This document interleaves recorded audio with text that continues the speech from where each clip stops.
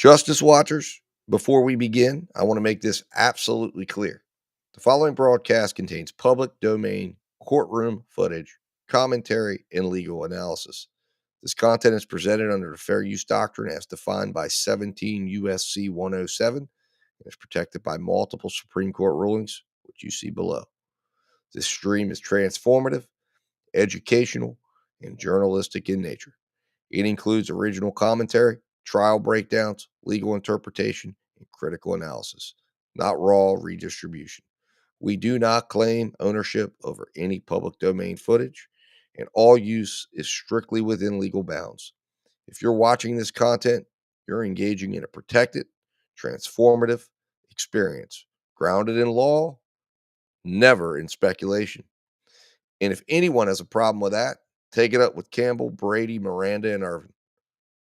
Remember, guys, justice always works better when we watch. So keep watching. See you in the courtroom.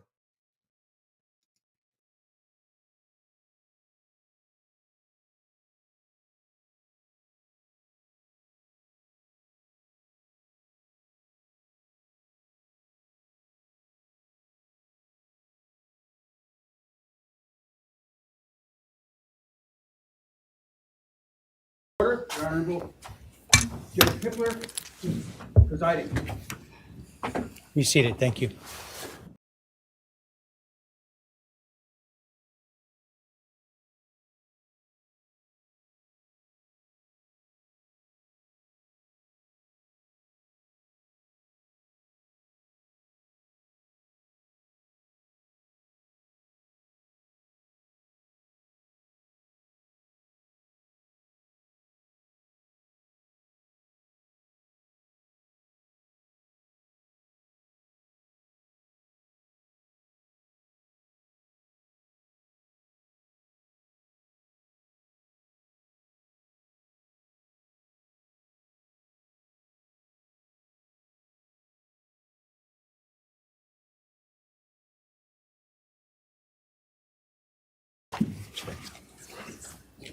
Yes, Your Honor, we need about 5 minutes.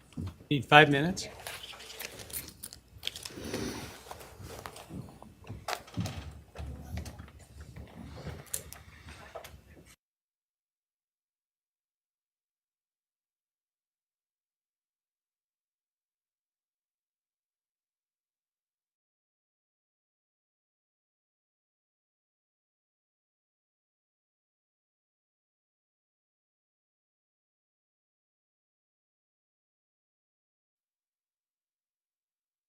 Are we ready?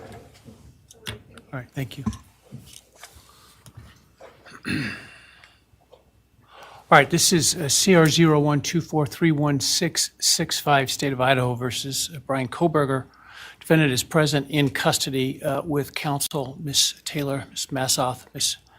Barlow. The state is represented by Mr. Thompson, Ms. Jennings, Mr. Hurwitz, Mr. Nye, and Ms. Allen. This is the time set for sentencing in this case.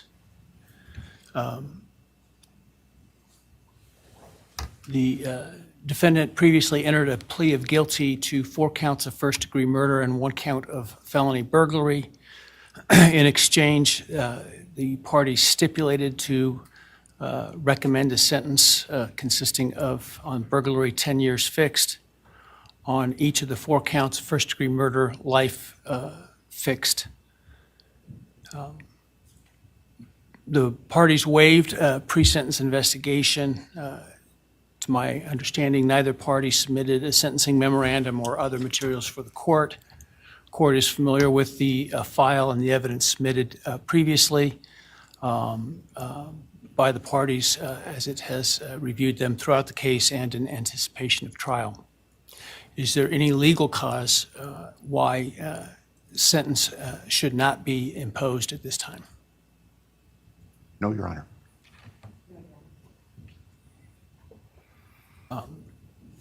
Does the state, before impact statements and arguments, wish to present evidence today? Your Honor, the state does not intend to present evidence in a documentary sense. We have provided the court through the clerk with photographs that we would like to use during the course of our sentencing argument. Sure. All right. Thank you. But no testimony other than impact statements? That's correct, Your Honor. All right, so with that, let's start with then impact statements.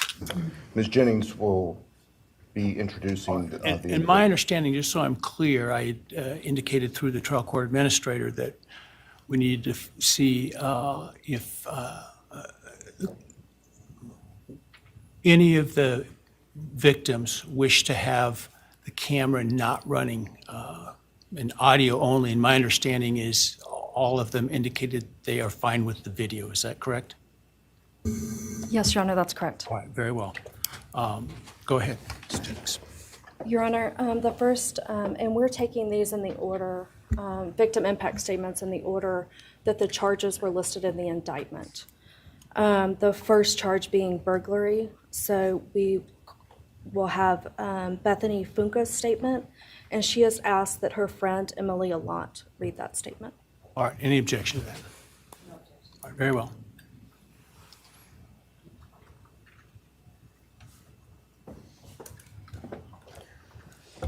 Thank you, Your Honor. I'll be speaking on behalf of Bethany, and so, yeah, here it reads. My name is Bethany Funk, and I was roommates with Maddie, Kaylee, Xana, and Ethan. I not only lost some of my best friends, but I also lost a sister. Never in a million years would I have thought that something like this would have happened to my closest friends. I thought that we were going to wake up and go upstairs, see them and tell them how they had scared us and that they were going to tease us about how we are constantly scaredy cats and make jokes about it as we would go to Taco Bell like always. But sadly, that is not what happened and what turned out to be my worst nightmare. When I first woke up that morning, I had no idea what happened. I woke up around 7 with a terrible toothache, so I called my dad, who is a dentist, and he asked what I should do. He told me to take Advil, so I did, and I went back to sleep. I was still out of it and still didn't know what happened. If I had known, I of course would have called 911 right away. I still carry so much regret and guilt for not knowing what had happened and not calling right away, even though I understand it wouldn't have changed anything, not even if the paramedics had been right outside the door.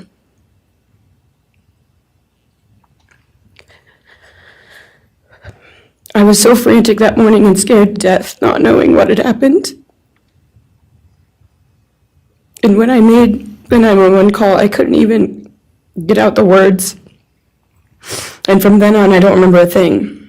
It was like my brain wiped that whole memory. That was the worst day of my life. And I know it always will be.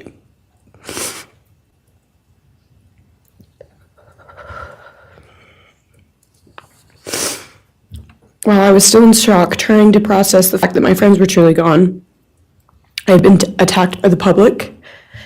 I was grieving, numb, and unsure of what had happened was even real. And at the same time, I was getting flooded with death threats and hateful messages from people who did not know me at all or know the dynamic of our friendship. Social media made it so much worse, and strangers made up stories to entertain themselves. The media harassed not just me, but also my family. People showed up at our house. They called my phone, my parents' phones, other family members' phones, and we were chased while I was still trying to survive emotionally and grieve the loss of my friends. I hated and still hate that they are gone, but for some reason, I am still here and I got to live. I still think about this every day. Why me? Why did I get to live and not them? For the longest time, I could not even look at their families without feeling sick with guilt. I did not know what to say or what to do. I was terrified that my presence just made their pain worse, and I was still here when their kid, their siblings and their friends, their loved ones should have been here instead. After everything happened, I was afraid to go into my own backyard or alone in my house. I was scared that the person who did this would come for me next. I was always scared that the media would try to catch me at any moment of any day, even when I was just walking around my house. I made my parents close all the blinds during the day so no one could see me even in the slightest chance. I barely left the house, and when I did, I made sure I was never alone. I slept in my parents' room for almost a year. I made them double lock every door, set an alarm, and still check everywhere in the room just in case someone was hiding. And I still check my room every night before, and I double lock it. I have not slept through a single night since this happened. I constantly wake up in panics, terrified. Someone is breaking in, or someone is here to hurt me, or I'm about to lose someone else that I love. The fear never really leaves. For a long time, I could barely get out of bed, but one day I realized I have to live for them. They did not get the chance to keep living, but I do, and I will not take that for granted. So now every day I remind myself to live for them, and everything I do it with them in mind. I am still scared to go out in public, but I force myself to do things because I know that they would want me to keep living my life to the fullest. I am beyond blessed to still be here, and I refuse to take that for granted when they did not get a chance. Our house was not just a house, it was a home. It was where we laughed till we couldn't breathe, make meals, did crafts, binge watch reality shows, played games, and spent lazy days on the couch. It was movie nights, wine nights, morning debriefs, pranks, hot chocolate, cookies, and warmth.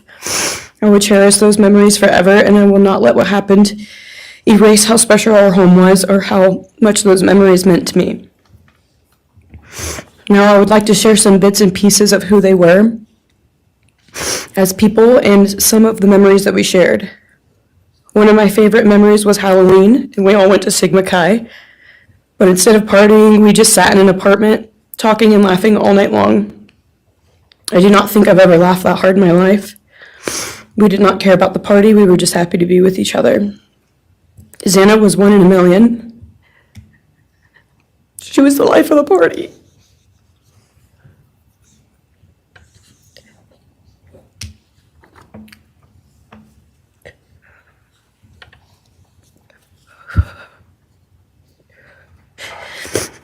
But she was also the kindest and funniest person I knew. Everyone loved her because she made everyone feel so loved. She was just someone you always wanted to be around, no matter the circumstance. One of my favorite days with Xana was when she laid on the couch, when we laid on the couch together all day watching movies and snacking. Or when she, Maddie, and I would go and get margaritas, chips, and salsa. She would also light up a room with her presence alone. Kaylee had the most beautiful, radiant smile, and she was so kind, but also one of the funniest people I've ever known. She loved playing little pranks, and she always had us laughing so hard that we could not breathe. She was so full of energy and life. I really believe that she could have ruled the world if she wanted to, and she would have been America's sweetheart. Ethan was the sweetest, most genuine guy. He was always smiling and always making other people smile too. Ethan was the kind of person you wanted around. He was so kind and easy to talk to, and just so fun. And the way he cared for Xana was truly something to admire. And really was proof that storybook love and true romances really do exist. It was not only obvious to me, but everyone that was around Ethan and Xana that they were absolute soulmates. Maddie was not only one of my best friends, but she was the older sister I would have always wanted. There was no one I looked up to or admired more than Maddie. She was truly a ray of sunshine, and everyone was drawn to her. She was so kind, loving, funny, fun, and passionate. She had the sweetest soul and wanted nothing but the best for everyone, and to love and show love to everyone. She took me under her wing and always made me feel so safe and included, and above all, loved and valued. She never failed to make me laugh or put a smile on my face. Still to this day, I am beyond grateful that she chose me to be her sorority little, and I thank God every day that I not only got to know her, but had her as one of my best friends. Honestly, I cannot pinpoint one favorite memory with Maddie because I have so many, and this would be a very long read if I did. But if some little memories with her that I cherish is when the two of us made a nice dinner and split some wine, or when we would binge watch Jersey Shore or Summer House. When we came up with a whole dance routine on Halloween and danced and sang all night, like no one was watching. All the late night walks home from going out, and just little shopping trips and so much more. I am beyond blessed that I had the chance to know each and every one of them. They changed my life in ways I would have never put into words. I hope that they are remembered for who they are and not what happened to them, because who they are were so beautiful, and they deserve to be remembered in the highest way. My heart breaks every time I go to text one of them, or how badly I wish I could see and hang out with them. And then I remember I cannot. I will never be able to again. But I still talk to them in my prayers every single night, and I always will. I wish more than anything I could hug them one last time. And I wish I could tell them how much I love them. And even though I cannot, I still tell them every night. I will keep living for them as long as I am lucky enough to still be here. And they were all truly one of a kind. And they will be in our hearts forever and always. Thank you, and please convey to Bethany my appreciation for her courage, and I hope that she heals. Next is Dylan Mortensen. We're asking for some accommodations for Ms. Mortensen and that she be allowed to sit in my seat. Sure.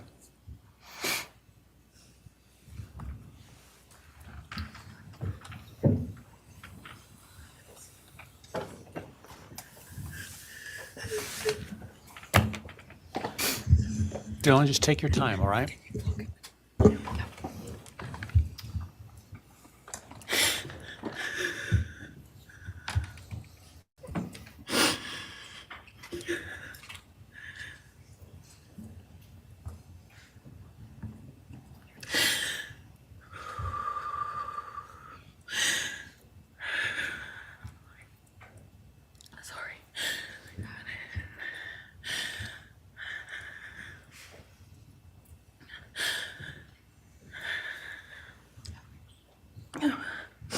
Thank you, Your Honor.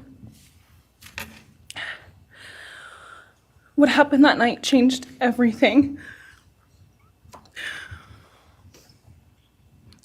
Because of him, four beautiful, genuine, compassionate people were taken from this world for no reason.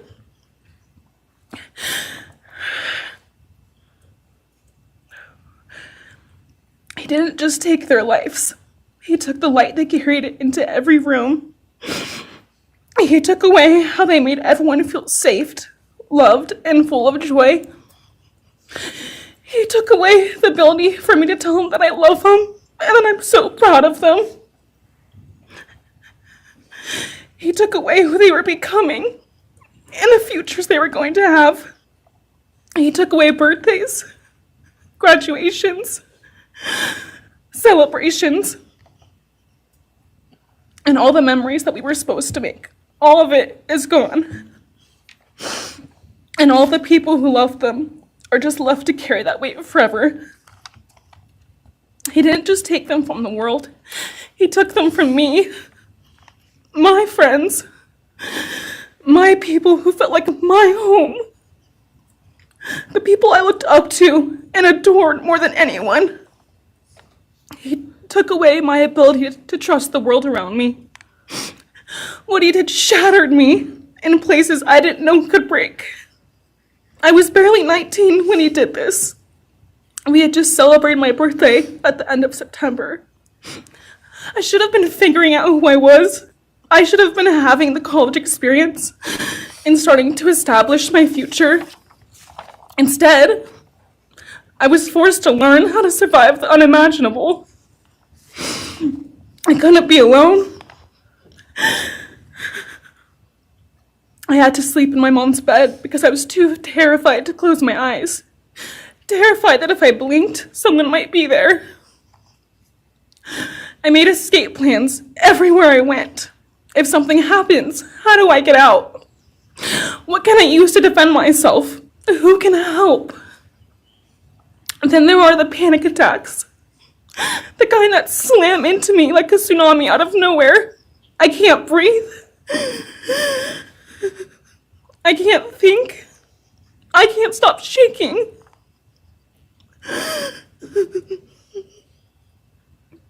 All I can do is scream because the emotional pain and the grief is too much to handle. My chest feels like it's caving in. Sometimes I drop to the floor with my heart racing, convinced something is very wrong. It's far beyond anxiety. It's my body reliving everything over and over again. My nervous system never got the message that it is over, and it won't let me forget what he did to them. People call me strong. They say I'm a survivor, but they don't see what my new reality looks like. They don't see the panic attacks, the hypervigilance, the exhaustion, the way I scan every room I enter, the way I flinch at sudden sounds. They don't know how heavy it is to carry so much pain and still be expected to keep going, and that's because of him. He stole parts of me I may never get back. He took the version of me who didn't constantly ask, what if it happens again? What if next time I don't survive?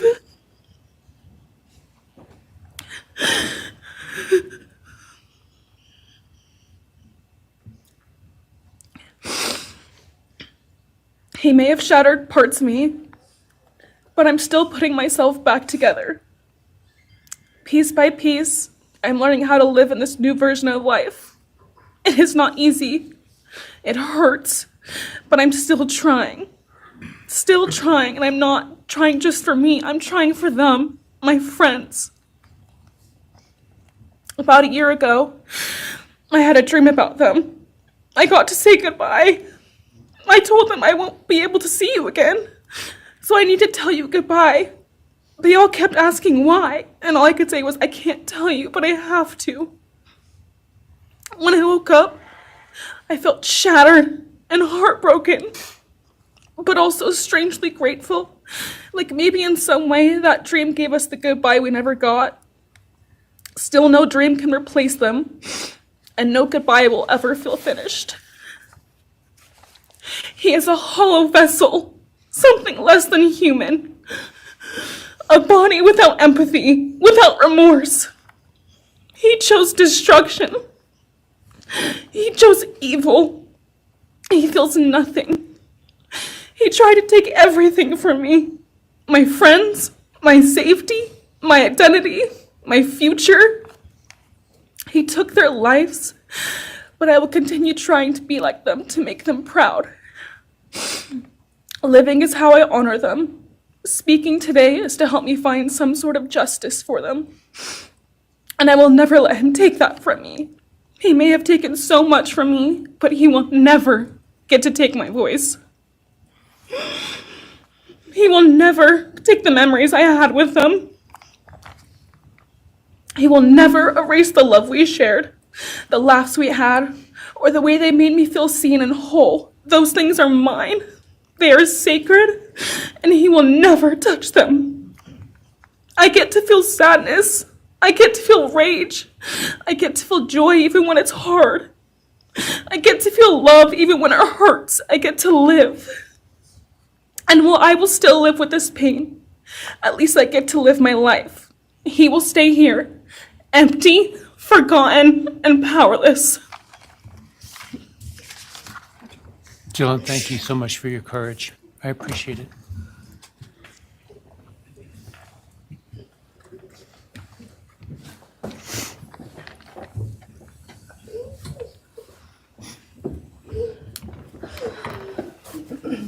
Next, we have members from the Madison Mogen family. First would be Scott Laramie, Madison Mogen's stepfather.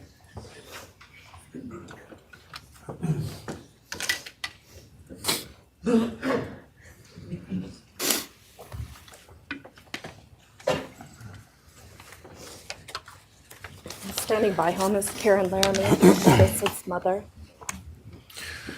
Thank you, Your Honor. name is Scott Laramie. I'm Maddie Mogen's stepfather and the husband of Maddie's mother, Karen Laramie. I will read this victim impact statement on behalf of Karen and myself. Maddie was our gift of life, our purpose, and our hope. Maddie quickly became Karen's joy, identity, and purpose in life. I joined Maddie's life when she was 2.5 years old. The experience transformed me into a life of joy, love, and family. Maddie was bright, beautiful, kind, empathic. She listened carefully to others and was observant, seeing and caring about the hearts and the minds of all she encountered. She loved music and music festivals. She had a wonderful sense of humor. She excelled in school. She was an easy child to raise, almost never requiring discipline, and almost always giving us parental joy. One time Karen remembers disciplining Maddie as a little girl. Maddie responded, "You broke my heart," which of course melted ours. She had a keen wit, even at that young age. As she transitioned into teenage years, she prioritized us and extended family over many of the distractions that capture teenagers. She showered us with her presence and love at family events, barbecues, picnics, birthdays, holidays, and others. She spent countless hours with her papa, her Uncle David, Aunt Nadine, and her other close family and friends.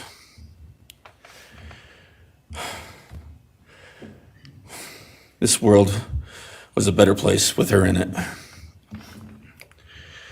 As she reached adulthood, Maddie applied her studies to be a marketing professional, entering into an internship at Payne West, and started planning her professional future. As with all things, she involved Karen and myself in the joy of her journey. As she transitioned into womanhood, Karen and I continued to be astounded at the wonderful and accomplished person we had created. All parents dream of their children accomplishing more than them. We realized this dream. All we had not become, she was becoming.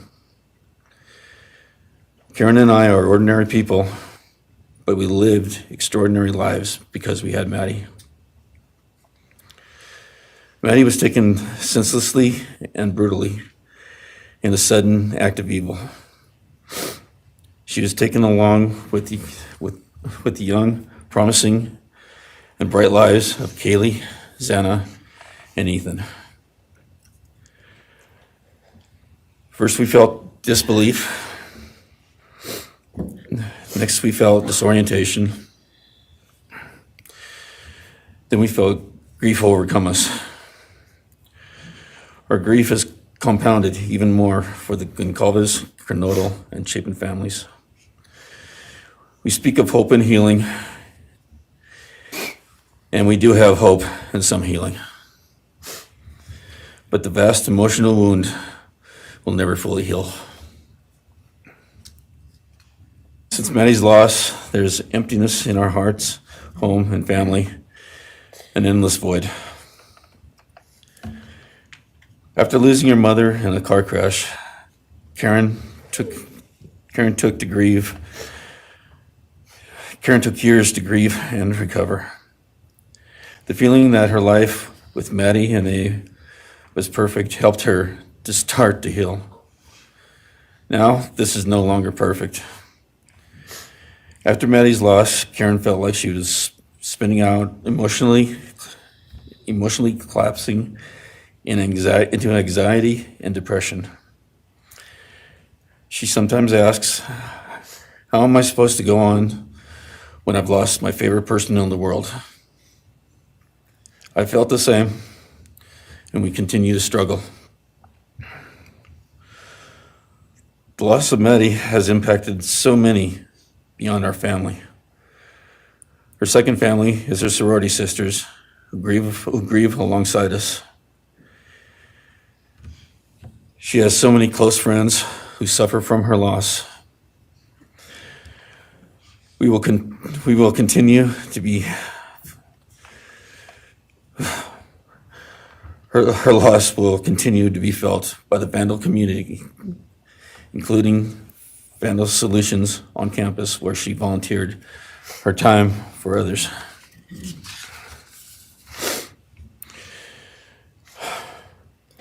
It helps us to know Maddie is in heaven now, freed from the trials of this earth.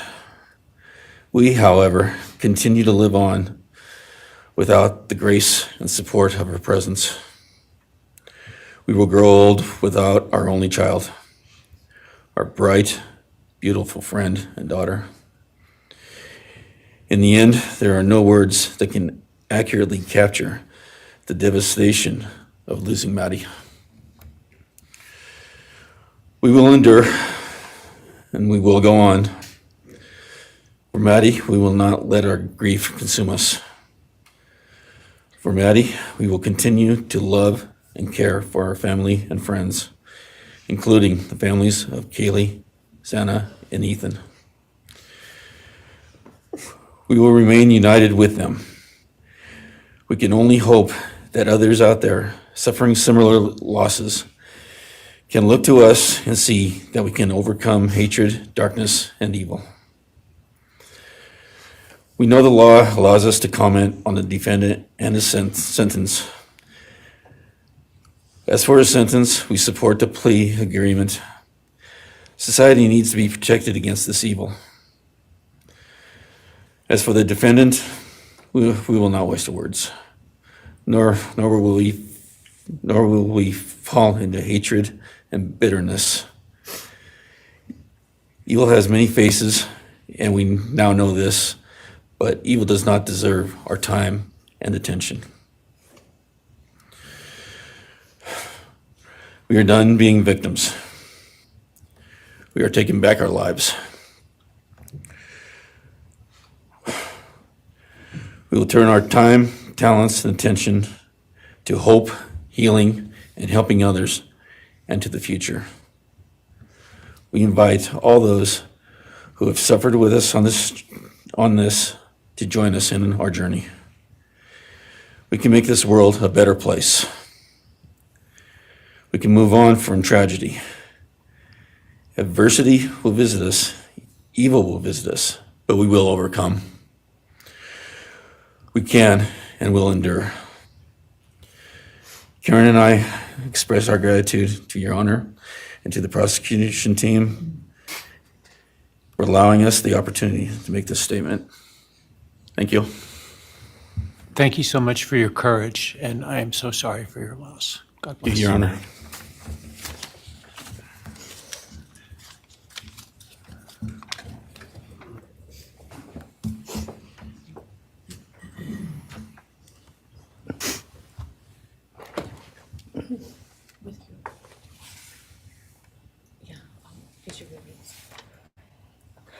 Your Honor, this is Leander James. He's the attorney for the Mogen family and victim advocate. He'll be reading a statement for Karen Laramie. May it please the court, counsel?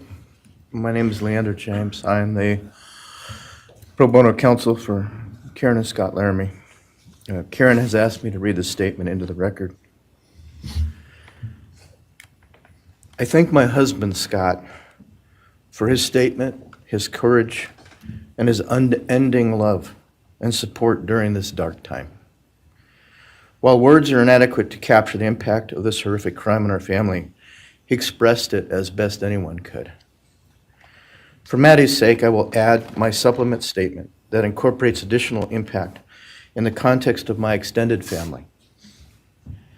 I am grateful to Maddie's great uncle, Bryan Kohberger, for assisting me with the difficult task of putting our pain into words.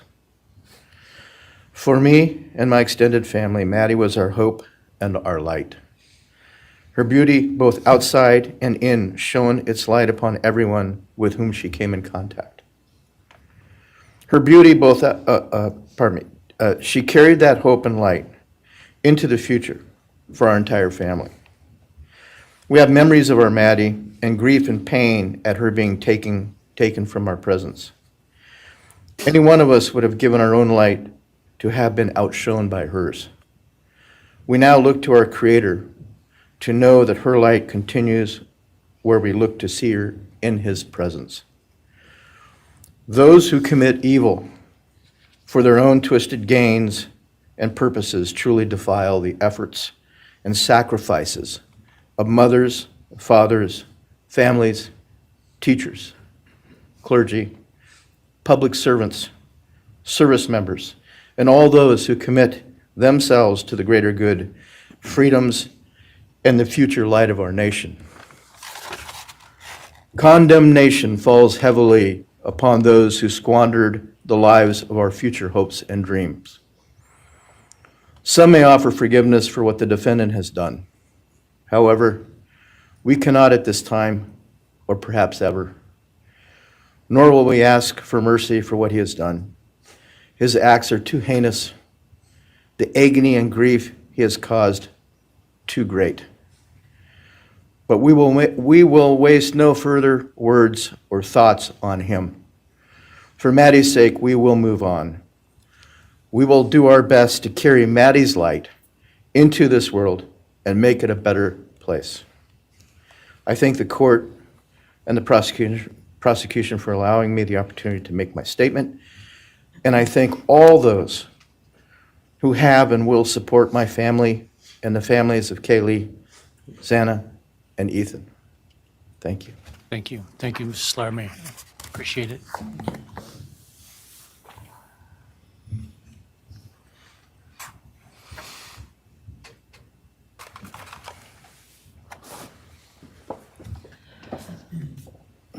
Next is Ben Mogen, the father of Maddie Mogen.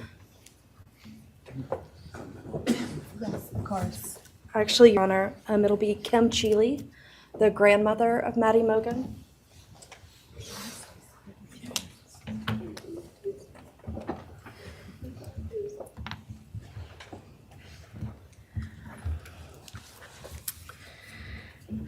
My name is Kim Cheeley. I was Maddie Mogen's paternal grandmother, as Ben Mogen, her father, is my son.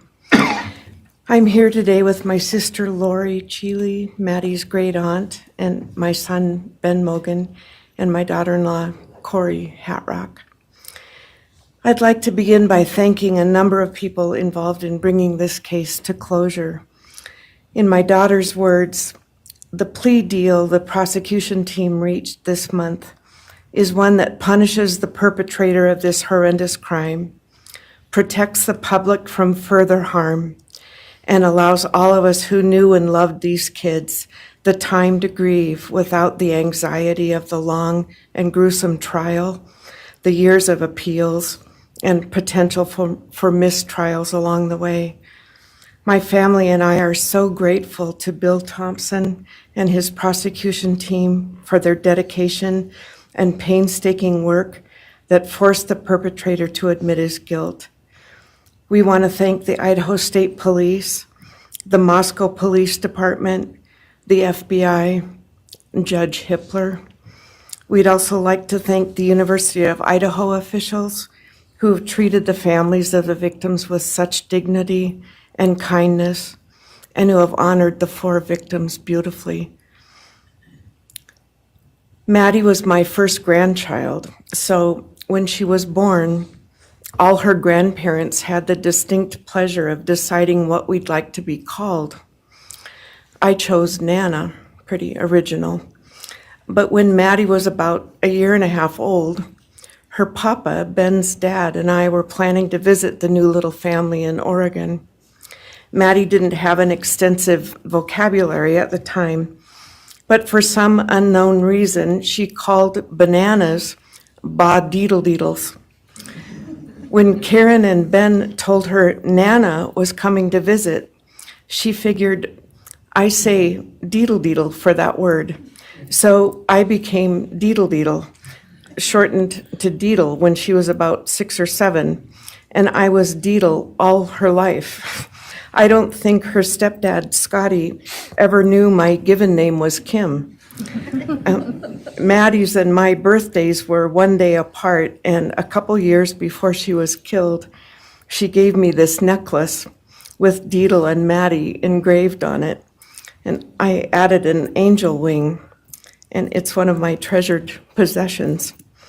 I also got an angel wing tattoo, never thought I'd see the day, but along with many members of our family, replicating the one that Maddie and her sorority sisters had. I wanted mine where I could see and touch it often.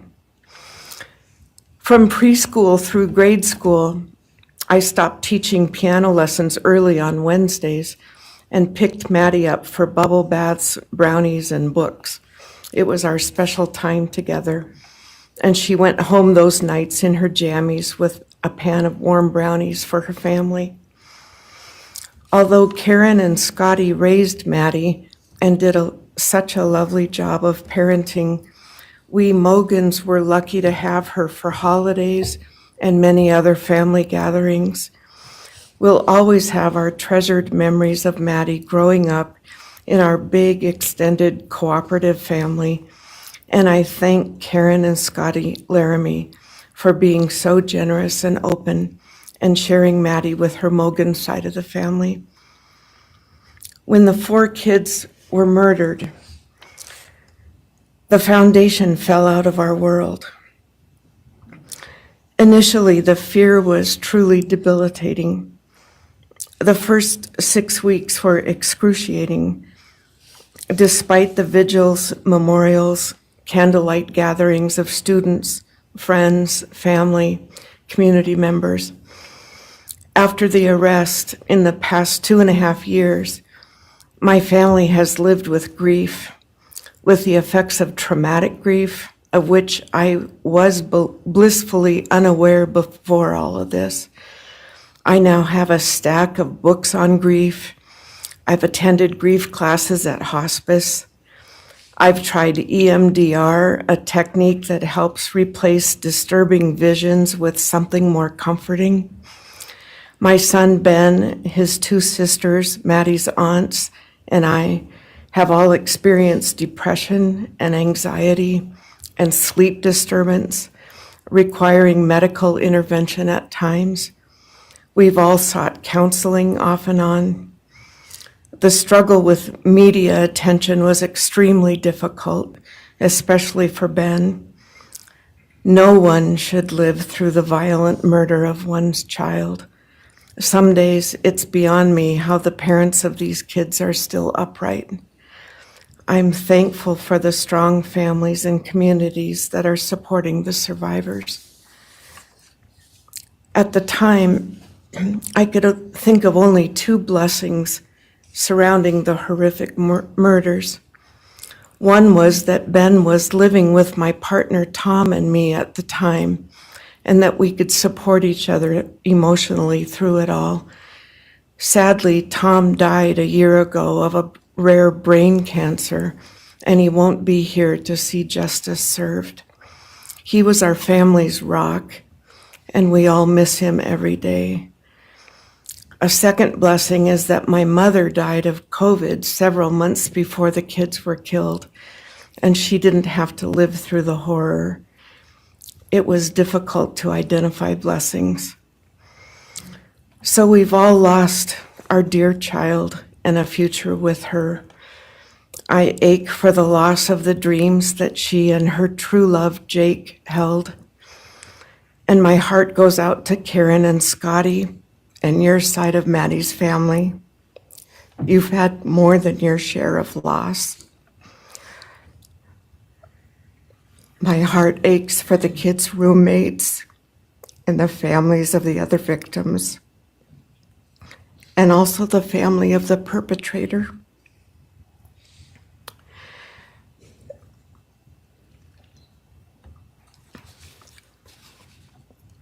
Going forward, we Mogens are choosing to put our energy and focus into honoring Maddie's too short life and sweet spirit by celebrating Maddie May Day, which my two daughters established. On May 25th each year, Maddie's birthday, we encourage folks to do random acts of kindness in Maddie's name. In my daughter Katie's words, may we all protect our peace in whatever way possible, unite in community, and focus on joy. Please do an act in kindness in Maddie's honor during this week, so a glimmer of Maddie's light may live on. Thank you. Thank you, and I appreciate your courage, and bless you and your family. Thank you.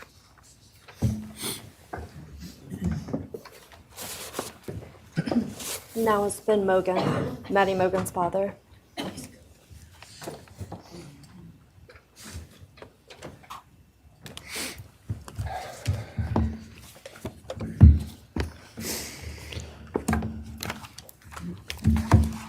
I'm Benjamin Mogen. I'm Maddie's dad. And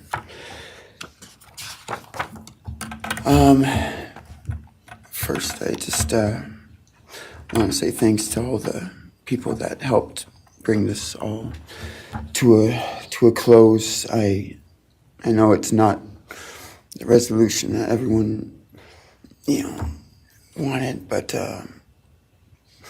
I think that that everyone worked so hard, and we really appreciate all their efforts. It was such a hard thing to go through for everybody.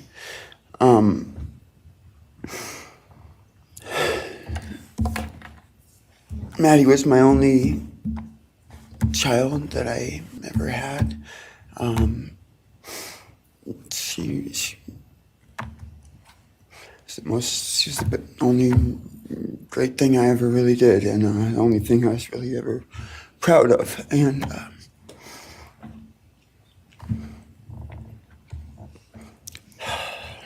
I thought we would have the rest of our lives together to be together and to know each other, and I took for granted the times, she was in college, and I thought, oh, well, we'll have the rest of our lives to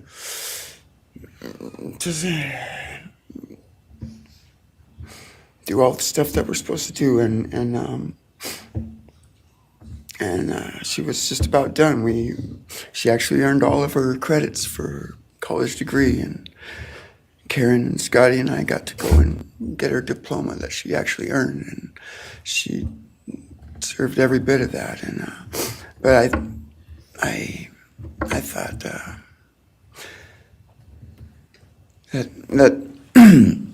that was going to be just the beginning of a long life together, and we never got that.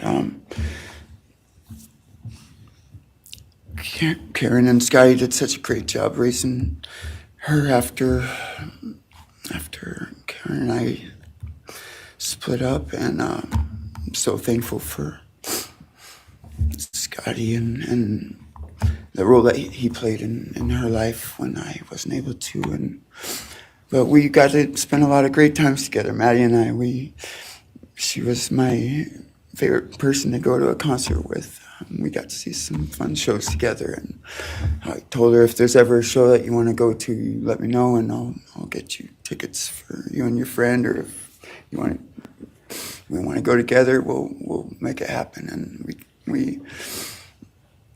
my favorite memory with her was when the Mac Miller show sold out here in Spokane, and everyone wanted tickets, no one could get them, and on the last day before the show, they did a radio thing, and I got 4 meet and greet tickets for Maddie and her friends and me to go and see the show, and that was her favorite artist at the time, was Mac Miller, and he's gone now too, and my little cousin Zach drove us all there that night, and he's gone too, tragically, Yeah.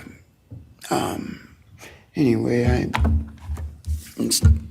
the last thing that she ever wrote to me was this Father's Day card. And I'm so glad I still have it. I'm just going to read what she said. It says, "Happy Father's Day. I hope you have the best day. I can't wait till we can hang out again soon. I'll be in Coeur d'Alene, 624 to 74. Hopefully we can find a time then.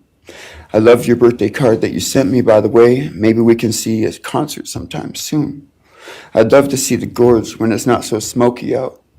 I hope you're doing well. I'm proud of how far you've come. Thank you for always encouraging me to do my best. Love you lots and lots. Love, Maddie May."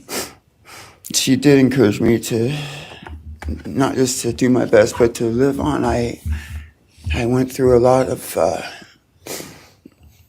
issues with addiction and with substance abuse, and when I wasn't wanting to live anymore, she was what would keep me from just not caring anymore, and knowing that she was out there and that she was just such a beautiful person kept me alive a lot of rough moments, and I'm so glad that she was able to meet Jake. He was the only one that I actually ever got to take her to the gorge. They went and saw Watershed together, and yeah, they had a heck of a time. I'm just glad she got to. That's a really special place for me, and she always wanted to work out there with me in the summer sometime. And she never got to, but at least she got to see it once with Jake. He was such a great guy. He is such a great guy. And I really wanted to see what a future with them would have looked like. I'll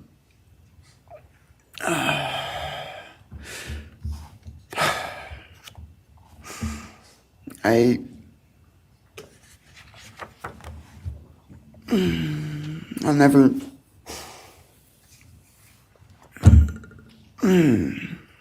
be able to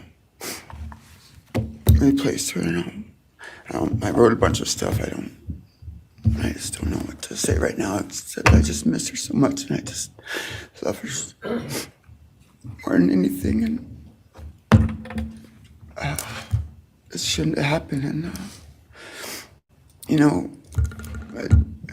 a death sentence is one thing. You know when it's going to happen, and it's going to be all gentle and stuff. But life without parole, with a building full of people that all just want you to not be around anymore, and winking at every morning, not knowing if that's the day they're going to pull your card. I mean, it's not a very nice sentence either. So, I don't know. I just love you, Maddie, and I wish you were still here. Thank you so much.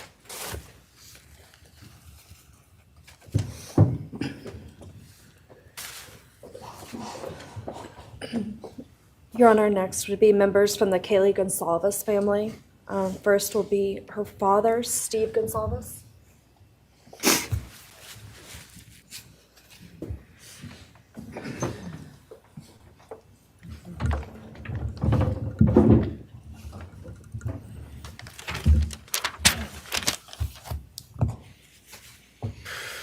Today, we are here to finish what you started. Today, you've lost control. Today, we are here to prove to the world that you picked the wrong families. The wrong state, the wrong police officers, the wrong community. You tried to break our community apart. You tried to plant fear. You tried to divide us. You failed. Instead, your actions have united everyone in their disgust for you. I just learned from these lead investigators, to their shock, they worked in an investigation and actually in worked with Pennsylvania police officers and the federal FBI. You united everyone. Everyone was united after you. None of us are divided. We are united in our disgust and our love for these children. Today you have no name. Because when this all started, we all came together and we said, let's stop even talking about his name and just use initials. So even the media just calls you BK. That's all you are. Looking back when the police officers knocked on my door, told me what happened to my child, told me what happened to Maddie Mae, I don't think he was even out of the driveway before my kids turned around, looked at me and said, what do we do, Dad? I told him, you get to work. You get your ass to work. And we started calling, we started texting, we started emailing. And you know what? Within hours, we had your white car on the camera. We knew from the very beginning we had you. Police officers tell us within minutes they had your DNA, like a calling card. You were that careless, that foolish, that stupid. Master degree, you're a joke, complete joke. But we took this disaster and we did what we could.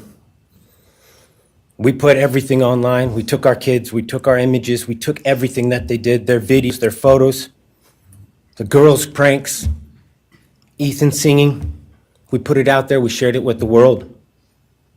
And the world united. And all they ended up, when they talked about this case, is they talked about Kaylee Jade, Maddie Mae, Xana, and Ethan. Everything what these people meant to us, a father, a mother, a brother, a sister, we shared that with our community. Then we shared it with our state. We shared it with the country, and eventually we shared it with the world. The world's watching because of the kids, not because of you. Nobody cares about you. You're not worth the time, the effort to be remembered. In time, you will be nothing but two initials forgotten to the wind. No visitors, nothing more than initials on an otherwise unmarked tombstone. From this moment, we've all started. From this moment, we will forget you. We want to all leave in closing one last thing. You picked the wrong family, and we're laughing at you on your trip to the pen. That will be today or tomorrow. I'll close with, God bless all the men and women that worked on this case and all the hard work that you guys did. You guys allowed us to grieve and allowed us to get through this. The amount of work that you guys put together and the way that you guys put it together was beautiful. There was hard times to be expected, but thank you all, and God bless. Thank you.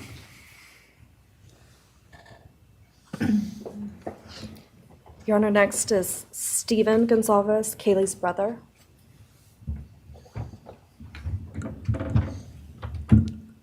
Stephen's actually gonna pass. I'm gonna go. Okay.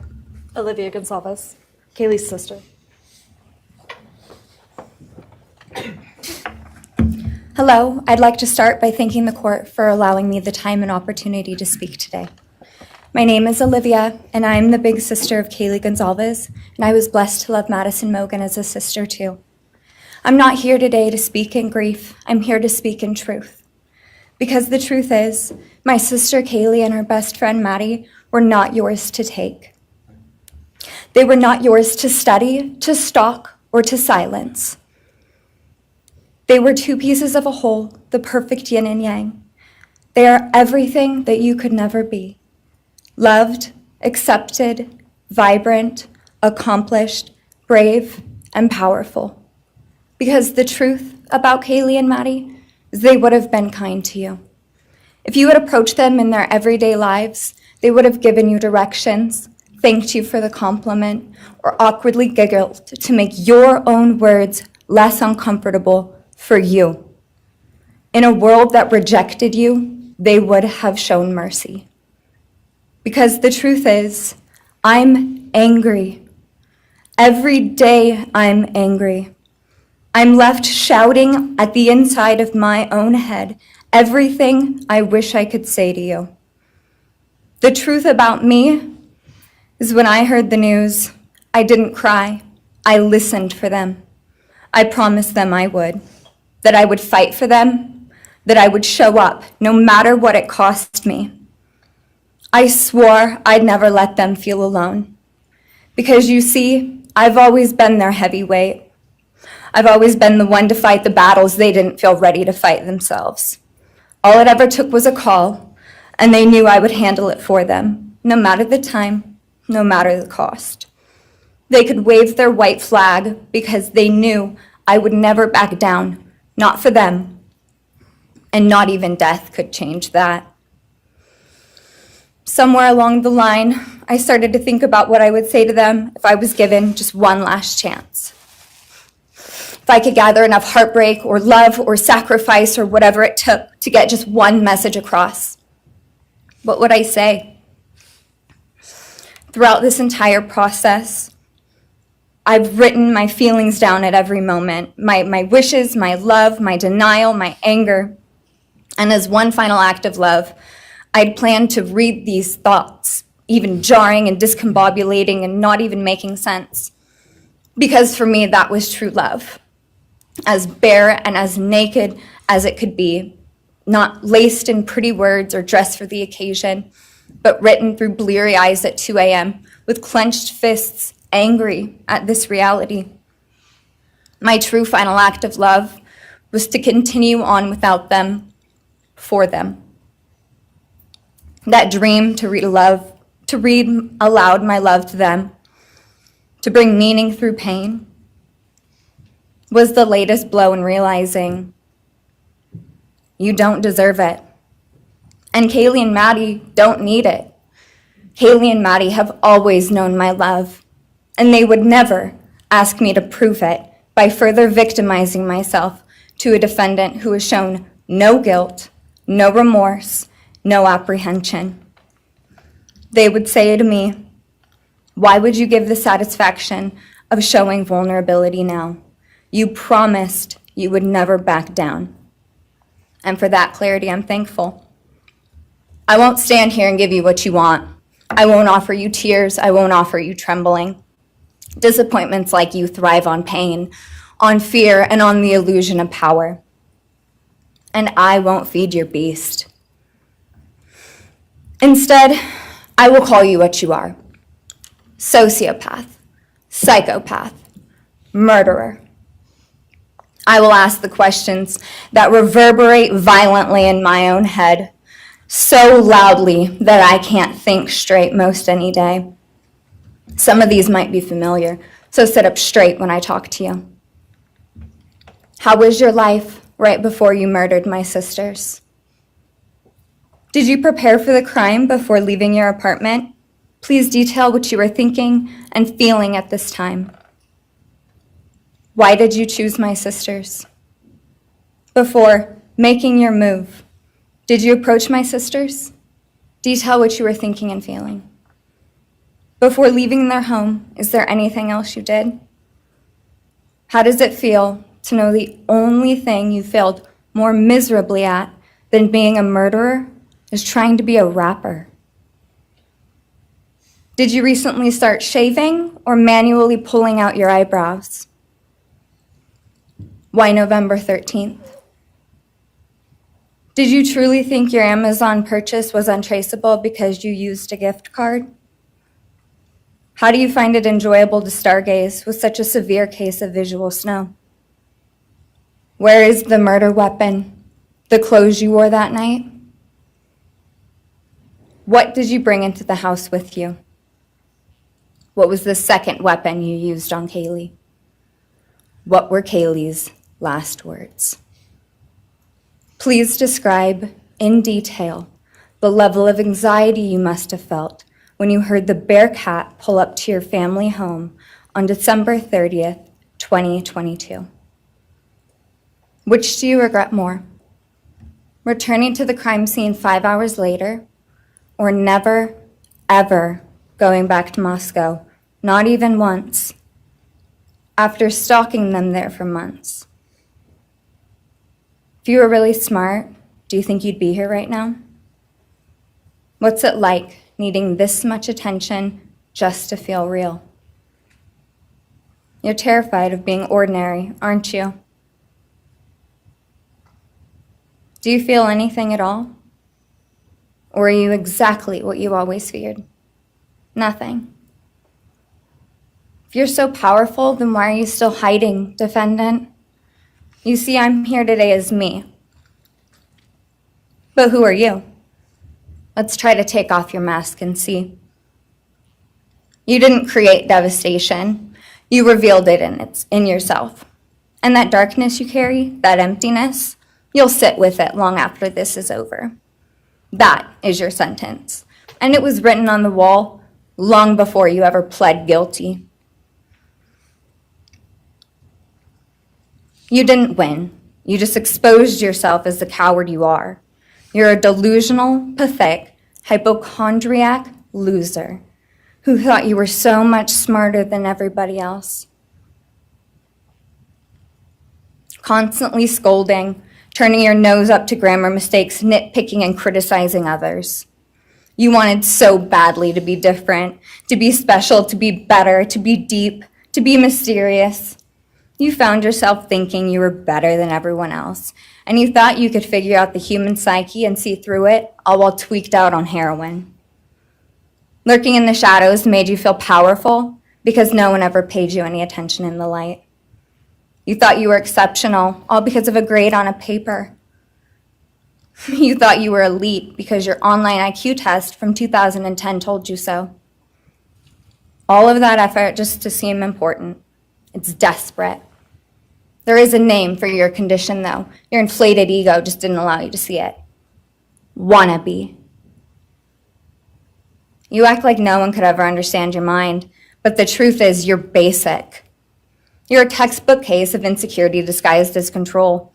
Your patterns are predictable. Your motives are shallow. You are not profound. You're pathetic. You aren't special or deep, not mysterious or exceptional. Don't ever get it twisted again. No one is scared of you today. No one is intimidated by you. No one is impressed by you. No one thinks that you are important. You orchestrated this like you thought you were God. Now look at you, begging a courtroom for scraps. You spent months preparing, and still all it took was my sister in a sheath. You work so hard to seem dangerous, but real control doesn't have to prove itself. The truth is, the scariest part about you is how painfully average you turned out to be. The truth is, you're as dumb as they come. Stupid, clumsy, slow, sloppy, weak, dirty. Let me be very clear. Don't ever try to convince yourself you mattered just because someone finally said your name out loud. I see through you. You want the truth? Here's the one you'll hate the most. If you hadn't attacked them in their sleep, in the middle of the night, like a pedophile, Kaylee would have kicked your fucking ass. Thank you. Thank you.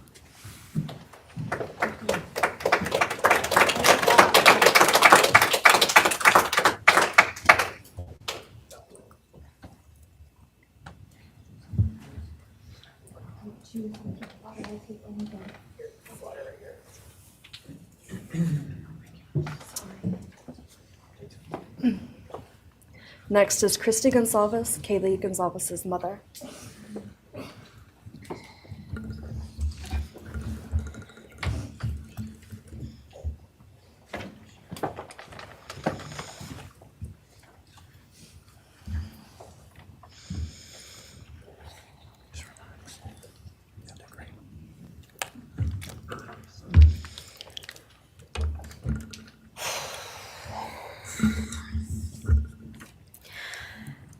Thank you, Your Honor. I never imagined having to speak to someone so devoid of humanity. For a long time, I didn't think I'd find the words low enough to meet you where you are. But now I realize this isn't about you. It's about what you've done to me, and I need you to hear it. When you murdered my daughter, Kaylee J. Gonzalez, you didn't just take her life, you shattered others. You attacked what you could never be, and in doing so, you left a trail of devastation far beyond that house. You stole my peace. You've altered my every waking moment, every sleepless night, the way I view the world, people, safety, trust. It's all been changed by your cruelty. I no longer recognize parts of myself. Joy is harder to find. Laughter feels foreign. The world moves forward, but I'm suspended in a place of sorrow and rage. You've taken from me something that can never be restored.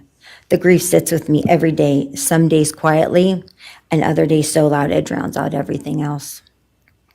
The emotional toll you've inflicted on me is immeasurable. I live with a constant ache, with birthdays that are now memorials, with holidays that feel hollow, with empty chairs that scream louder than words ever could. I am forever changed. But for you, as a person working on a PhD in criminal justice, you really didn't think this one through. You're not that good. In fact, you're not that good at anything. You couldn't secure a job. You couldn't get along with others. You couldn't even get a female to look in your direction. All because you are pathetic. Now you're a joke in this courtroom. I wish I could crown you with a jester hat to complete your orange jumpsuit clown look. A dead killer doesn't kill again. So while I'm disappointed the firing squad won't get to take their shots at you, I'm confident that the men in prison will have their way with you in more ways than one. You will finally get what you wanted, physical touch. Just probably not how you were expecting it. See, you haven't beat the system. You've simply entered a new one, where the rules are cruel and the consequences will never end.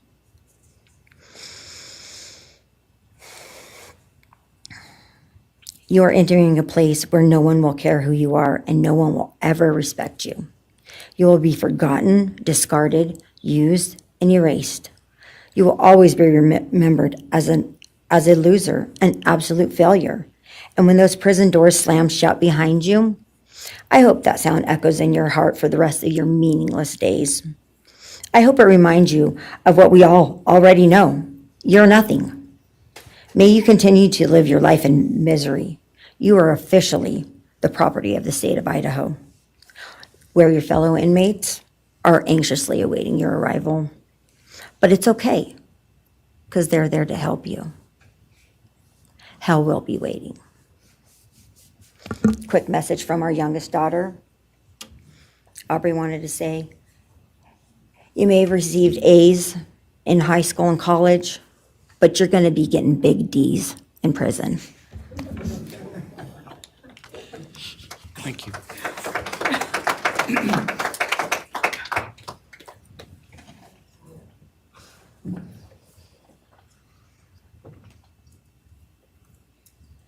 Do we have more from the Gonzalez family, or are you? Yes.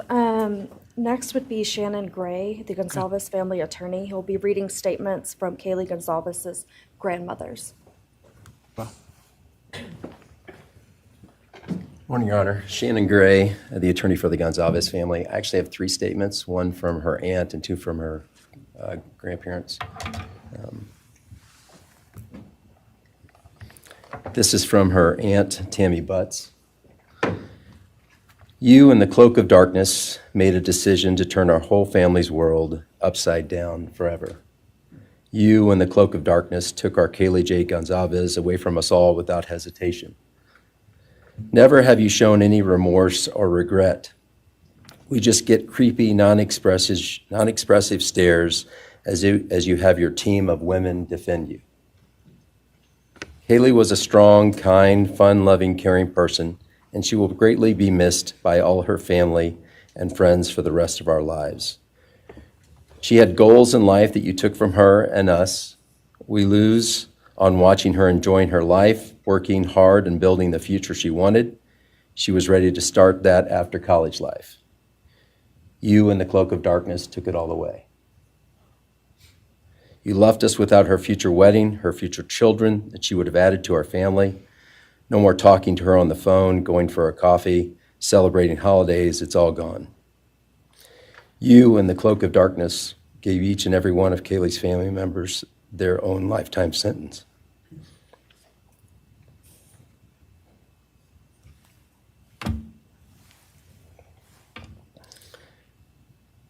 You in the cloak of darkness also took our Maddie Mae from all of us. She was so genuine, caring, polite. She was part of our family. You came in, harmed our children that were younger women than you in their own beds. You're nothing, you're a coward. It's not right that you have received life. I pray that you meet your end in the cloak of darkness, burn in hell. I have two other statements, Your Honor.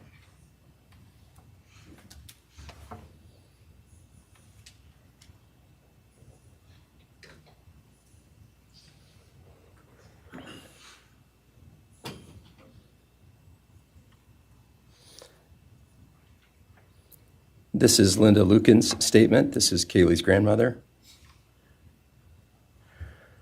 I really don't know how to address something so inhumane, but I will try.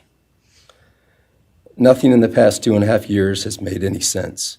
All I get is you cowardly went into a home at night, filled with what I'm sure you thought was all sleeping girls, and went on a vicious killing spree for no other reason but to appease your demonic urges.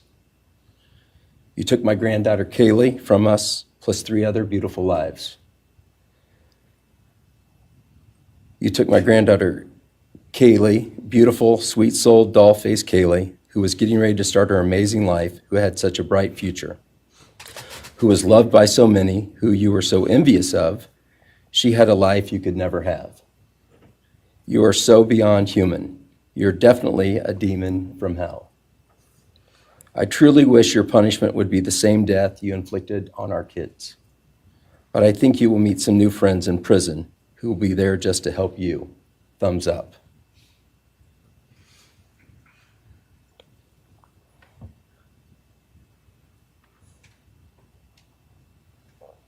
And I have one last statement, Your Honor. This is from Cheryl Gonzalez, Kaylee's other grandmother. John 1:5 says, "Light shines in the darkness, and the darkness overcomes it not." Somewhere in your life, some jealousy, envy, ego, something went dark. It pushed out all light until you became dark and evil. And when you saw my granddaughter and her friends, their light, because they have such a light, you couldn't stand it. Because the darkness in you could not stand the light in them. And so you decided to destroy it. Cowardly, you walked into their rooms in the dark and took their lives, hoping to get rid of your darkness. But you didn't. You failed. Because you know what was once a light shown only to their friends, families, and loved ones is now all over the world. Everyone sees it. Their smile, their beauty, their plans, everything they were and had.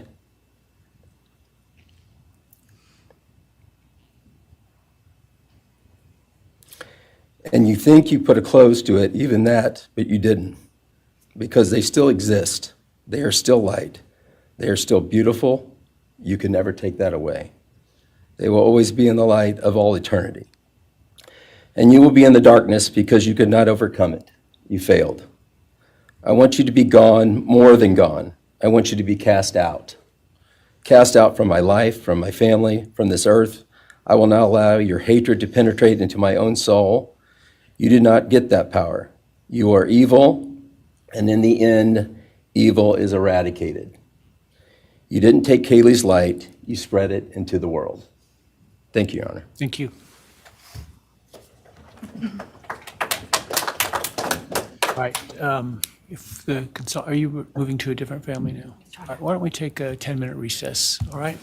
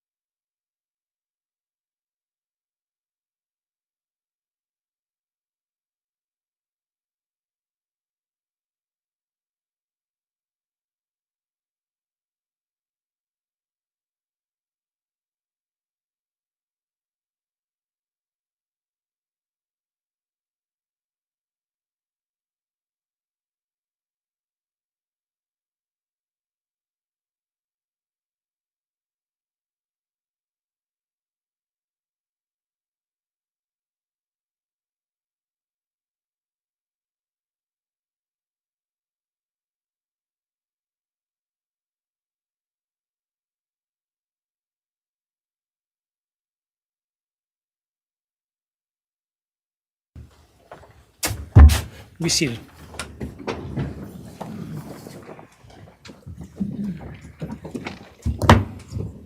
All right, Ms. Jennings.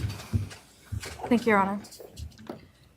The next family is the family of Xana Kernodle, and first would be Jasmine Kernodle, Xana's sister.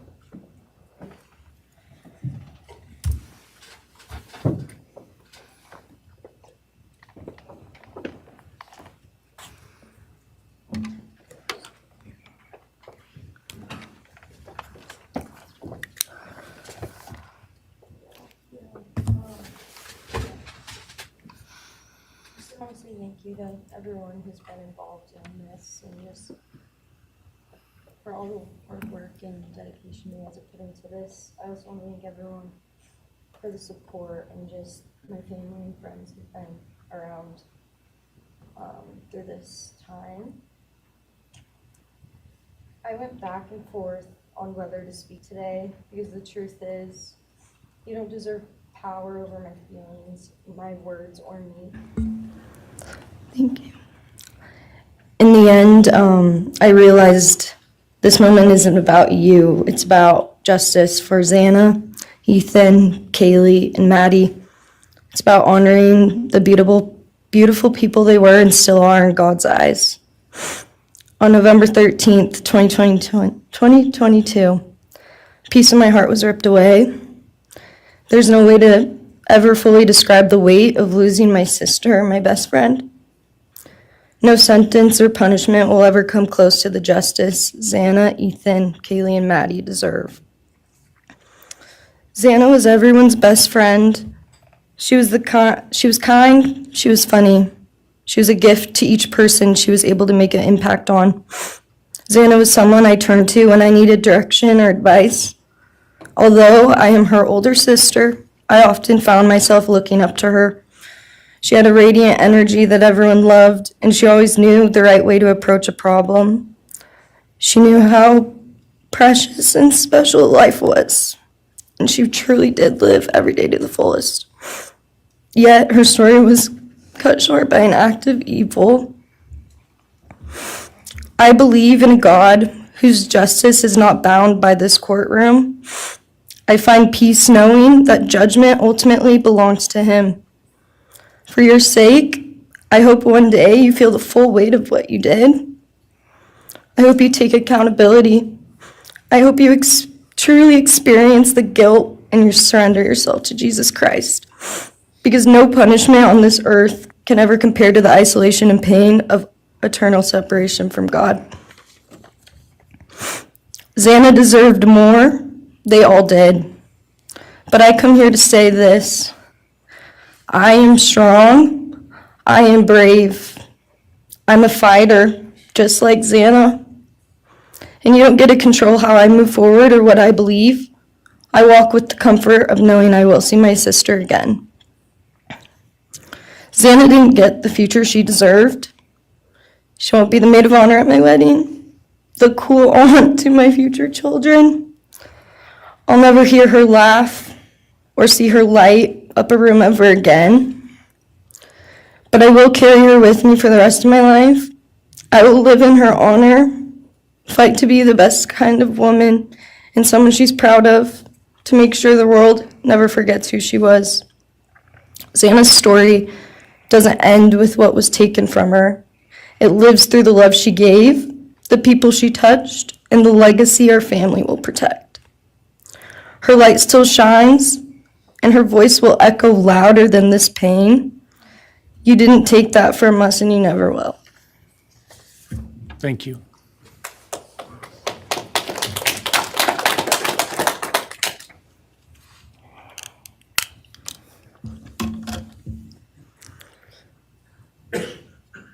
I just want to say before I start, I'm Xana's dad, Jeff Kernodle. It's been a hard road down, because she's gone. And I want to thank everybody, other their families that's speaking so far, spoke about things. I agree with everything they have to say. It all comes back to a lot of the same things that I've had to deal with and we as a family have had to deal with. And that brings me basis of what I'm talking about a little bit is on my way up here, flying up here in the plane, and about halfway through the flight, this little girl is calling out for her dad. Hey, dad, dad, dad, and then in my mind, I was kind of half asleep. It's dark on the plane. I heard Xana calling out for me like she did, back when she was little, 5 years old. And those times were hard.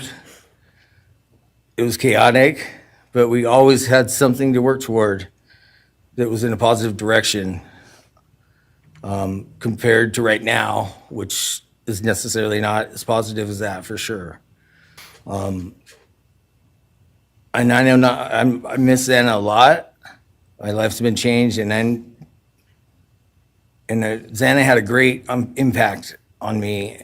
And the impact was when she was gone, I realized how important she was and what she really did for me, influenced me, was way beyond what I ever thought. She'd call me up on the weekends, check on me, see who's with me.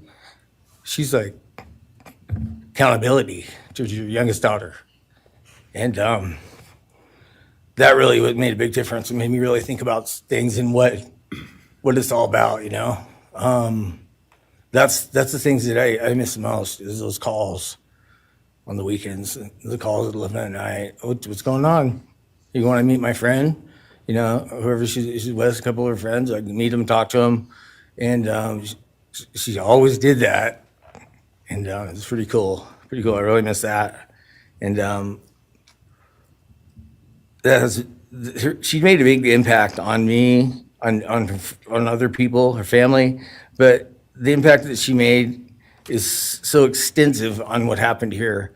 And it goes so far. People from everywhere in the world, are following things. And Xana has made a difference in their lives. So, countless people told me that. They might not even know her. They never knew anything about her. It's what they see, and they just love her and say how they wish she could have been their friend. Could have been their friend, could hung out, and it's like, this is a blessing, this is the little kid was, and definitely was a big blessing in my life, and so is Jasmine, and basically, we worked hard to do the things we did, through the times they were growing up. And through those times, I realized that I wanted both of them to graduate college, and that'd be the ultimate thing for them to do to prepare for the world. Then it came back to me, Xana didn't get to finish college. He had it all figured out. And this all came back to me when I was there, and that little girl was on the plane doing that. It's like where I was going, what I was going here for. And then I just realized and thought to myself about the wonderful life that she had and we had together. And I still get to have with Jasmine, but that's the part that really counted. It's the part that really counted, is those memories. And those are what I have left, the memories with her and the ones I can make with her and the life that I can go on with now, which is what she wants. And I say that in present tense because that's what she wants, because I've been told that, I've had countless ways that she's out there and has a way to communicate, which I'm very grateful for.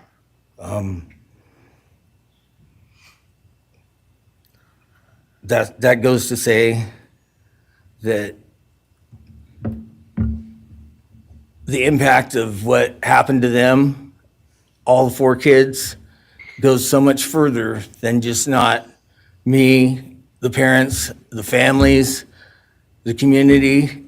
It goes so far because a lot of kids, in the colleges, just for an example, they locked their doors now. The door wasn't locked in the back. Penn State or wherever it was, all the colleges, I know that I've heard they all lock their doors now. So maybe the impact that it's going to make is going to help out and maybe protect some people. Having this outreach and having the influence of what happened to these kids did, all I know is I was 7 miles away when it happened, and she wasn't feeling that good. It was 11:30, and I almost went over to Susanna's to say, and I would have been sitting right there on that couch, and you had to deal with me. So they would have had a chance, and I regret that, and I regret not going. But the reason why I didn't is because Susanna said, "Don't be drinking and driving. You got the rental car. Don't be drinking and driving." The week before that, so she was she would have been mad at me to do that. But I really wish I would have drunk and drove, because they would have had a chance, all four of them. At this point, I just have to go on. We're going to go on with everything and make things better in my life, because that's what it's all about. If I have closure in things, and the part that we miss is Santa, her influence, her smile, the things that she did, and we have the memories left, the great memories, and she just wants us to make more memories and not be sad or upset or shocked or taken for that, and that's what we're gonna do. We just have to. That's all I got. Thank you for your words and your courage, and bless your family.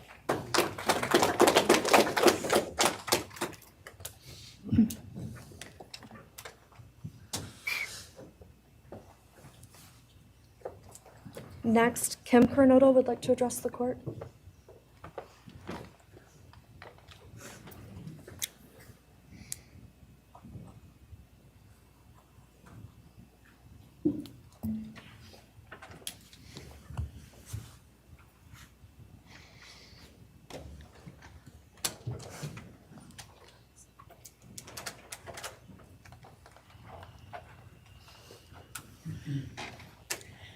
Thank you, Your Honor. My name is Kim Kernodle. I am Xana's aunt. I was very blessed to have her in my life and our family. And I thought I had everything in my head, what I wanted to say, but it kind of went out. And I'm always looking for the positive thing, because evil, hate can destroy people. And that's what it started doing with our family. It created anger with our family members. And then I had to look, because Xana was everything that the media, her friends said. She was that fun, loving, high-spirited, beautiful person. And I no longer get to get my nails done with her, have lunch with her.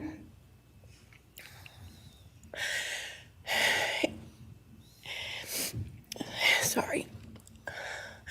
But how I look at it now is this tragedy, this horrible tragedy on all of the 4 children, has brought us closer. You united us with your actions. We're united now, and we're stronger than ever. We have family and friends now that we never knew we had. And, this is probably going to bother everybody, but Bryan, I'm here today to tell you I have forgiven you, because I no longer could live with that hate in my heart. And for me to become a better person, I have forgiven you. And anytime you want to talk and tell me what happened, get my number. I'm here, no judgment, because I do have answers or questions that I want you to answer. And I'm here. I'll be that one that'll listen to you. Okay? Thank you, Your Honor. Thank you very much. My name is Stratton Kernodle, and I'm Xana's uncle, Jeff's brother. Sitting here today listening to all the stories and feelings and feeling the pain from everybody is a pretty powerful thing. It's each time a statement was read, it sort of would tug into my center core as I felt everybody's anguish. And Dana meant a lot to us, and we loved her very much.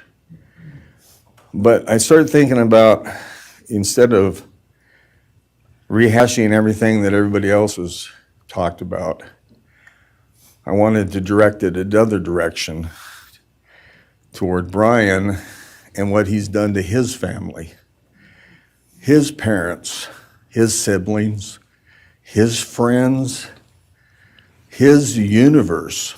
He has contaminated, tainted their family name, and pretty much made a horrible, miserable thing to be ever related to him. And I know that that's what he has to live with, and that has to be his pain. And that's all I have to say. Thank you.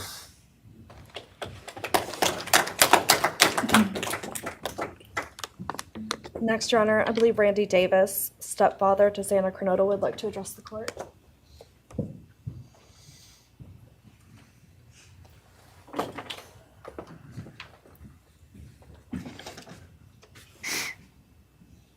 Hi, my name's Randy, stepdad of Xana.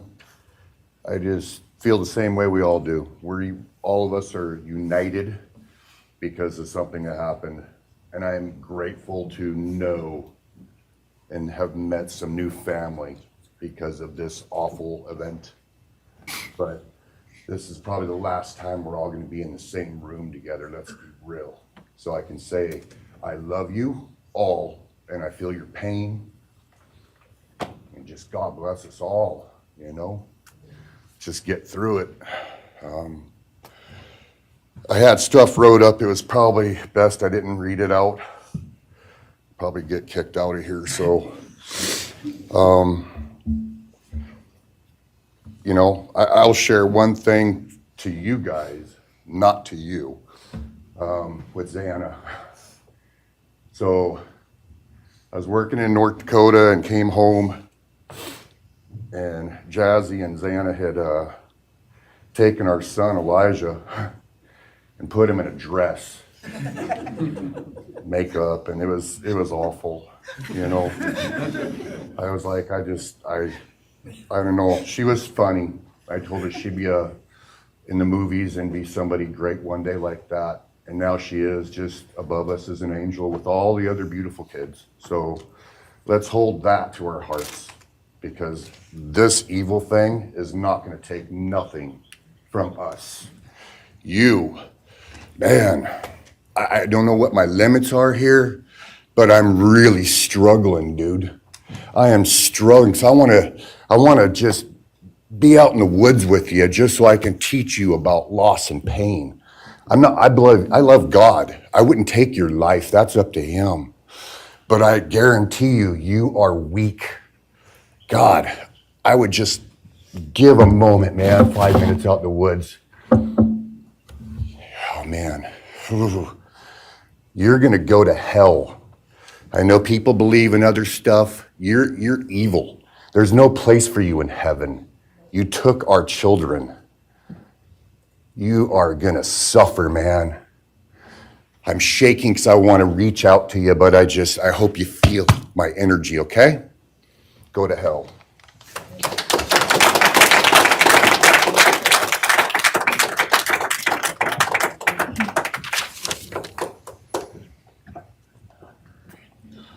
Next is Kara Northington, Xana's mother.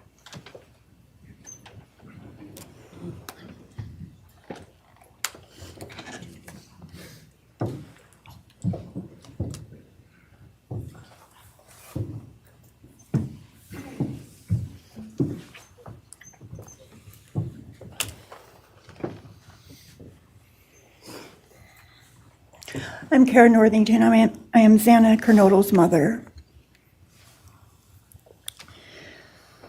This letter is to you, really. But it's for my daughter, who was murdered by you. Today I stand before you, the man who is responsible for murdering my beautiful daughter, Xana Kernodle. My daughter was beautiful both inside and out. She possessed love for those around her and had a light so bright it will live on forever in our hearts. She brought joy and laughter to her friends, her family, and anyone in her presence. Our Lord and Savior, Jesus Christ, now has her in his loving arms in heaven, where she can never be harmed ever again for eternity. Because of her, I came to know my Lord and Savior, Jesus Christ. Because of her, many will come to Christ. It is Christ who lives in me that has given me the strength to forgive you. It was of no power of my own. In return, the Lord has filled me with joy, hope, and peace that surpasses all understanding. Jesus has allowed me to forgive you for murdering my daughter without you even being sorry or asking for this. This is only possible because he who lives in me is greater than any evil in this world. For God hath not given us the spirit of fear, but of power and of love and of a sound mind. I do not fear you or even let you rent space in my head anymore.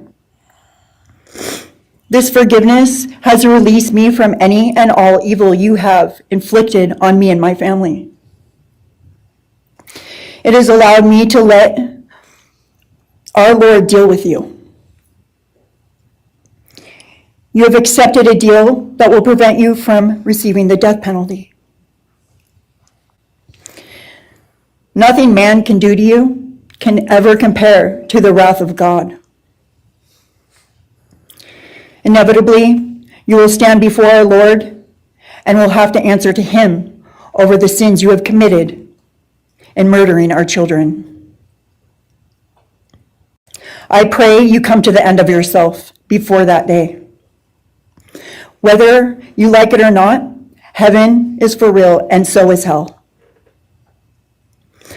The innocent life of Xana that you stole from myself and my family, and the destruction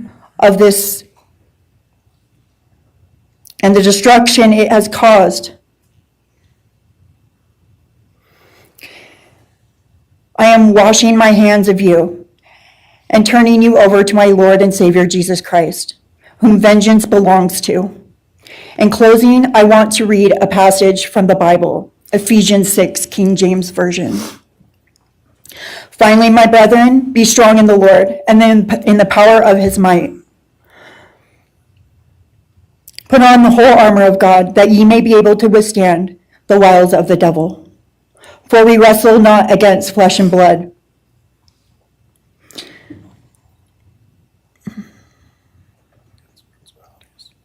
For we wrestle not against flesh and blood, but against principalities, against powers, against the rulers of the darkness of this world, against spiritual wickedness in high places. Wherefore, take unto you the whole armor of God, that ye may be able to withstand in the evil day, that ye may be able to stand in the evil day.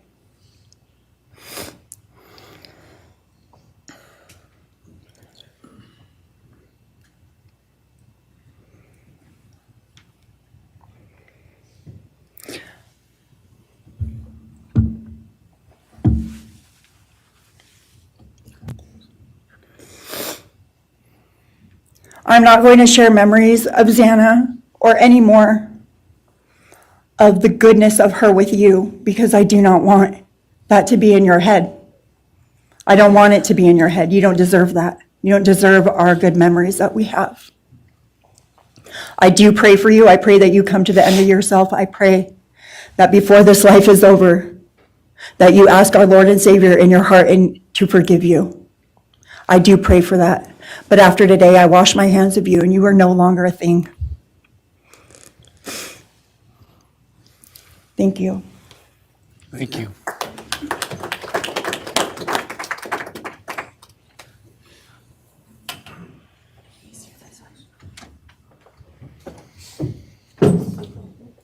I don't believe the state has any other victim impact statements. Okay.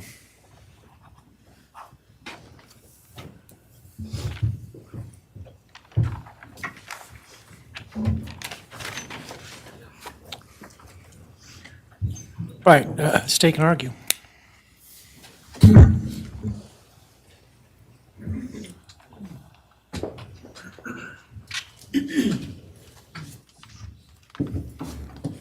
Thank you, Your Honor.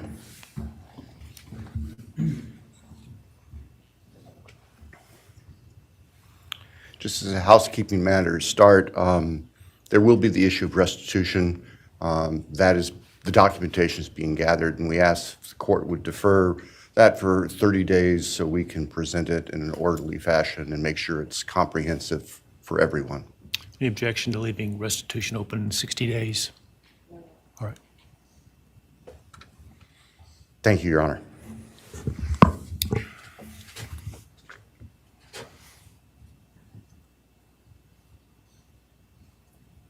I think it's necessary and appropriate to share for everyone here, including the court, the background that brings us in front of Your Honor today for these proceedings.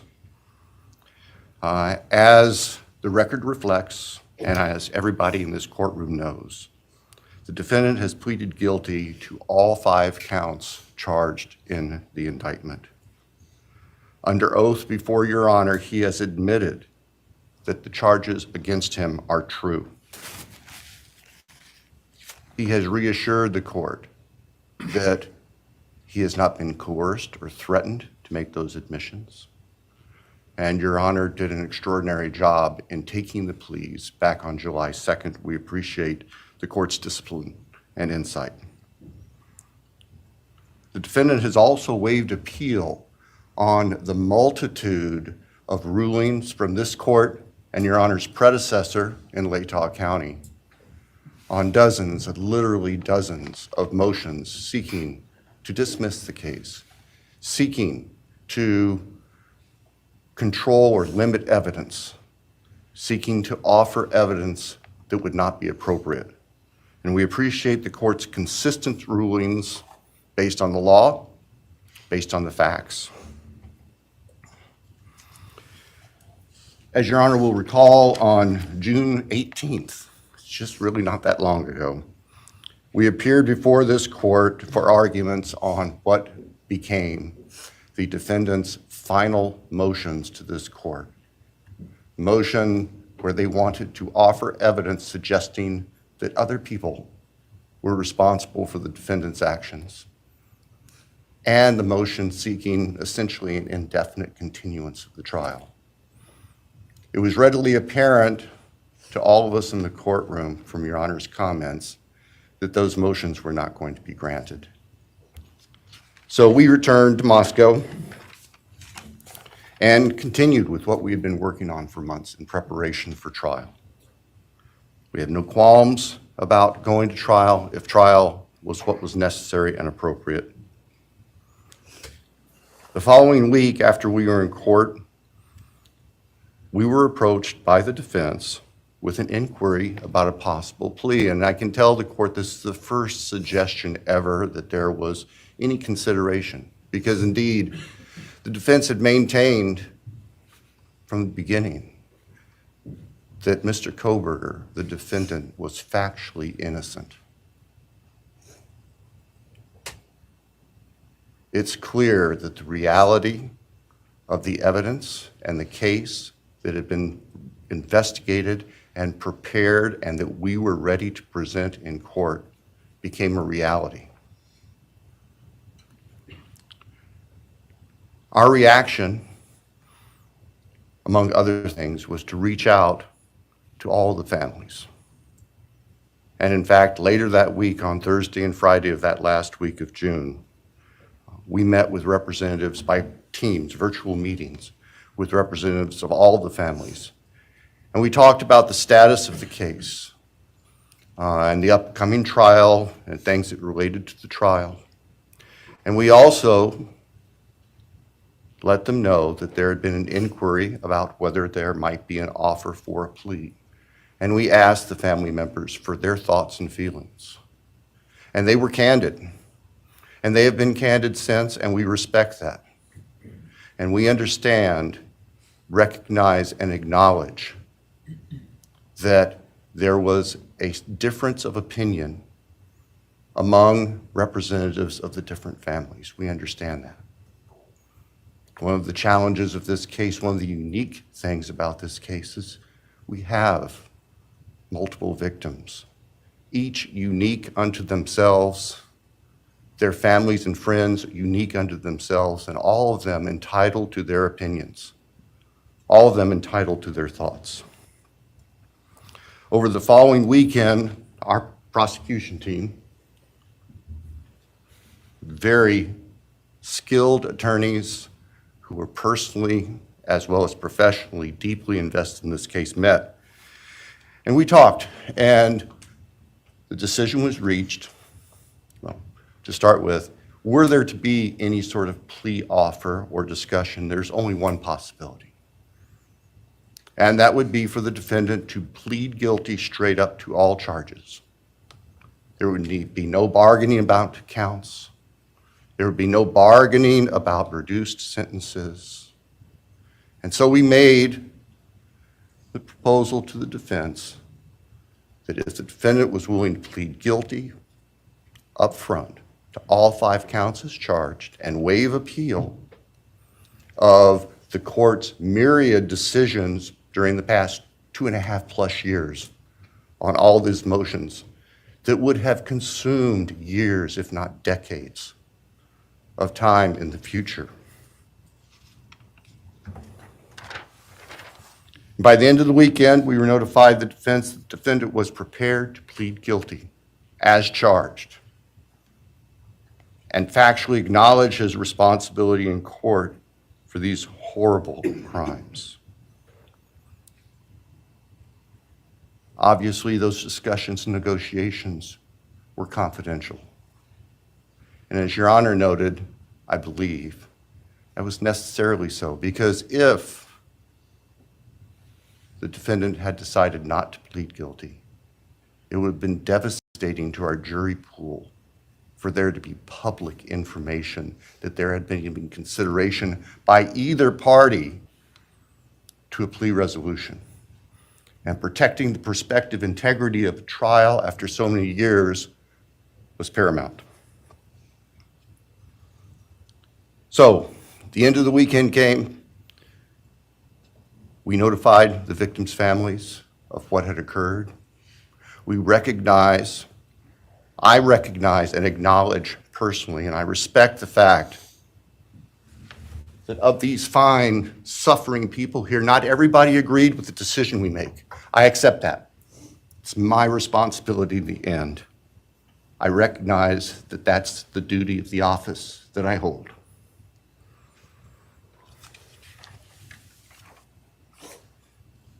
So now, it is time for the judicial system to impose final judgment and close the door on this chapter of these tragedies. As the court is aware, by the agreement of the parties, it is the state's prayer. Perhaps have the Elmo police turned on.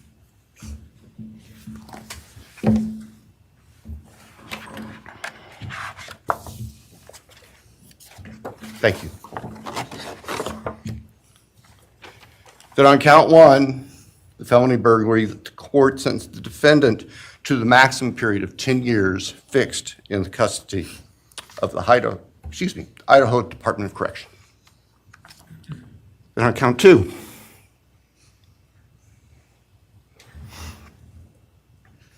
that the court sentenced the defendant to fixed life for the murder of Maddie Mogen. On count 3, that the court sentenced the defendant to fixed life for the murder of Kaylee Gonzalez. On count 4, that the court sentenced the defendant to fixed life for the murder of Xana Kernodle. On count 5, that the court sentenced the defendant to fixed life for the murder of Ethan Chapin. And the state further prays that these sentences be ordered to run consecutively, back to back, not at the same time, to recognize and respect the unique individuality of each of these beautiful young people whose lives were taken brutally and for no reason.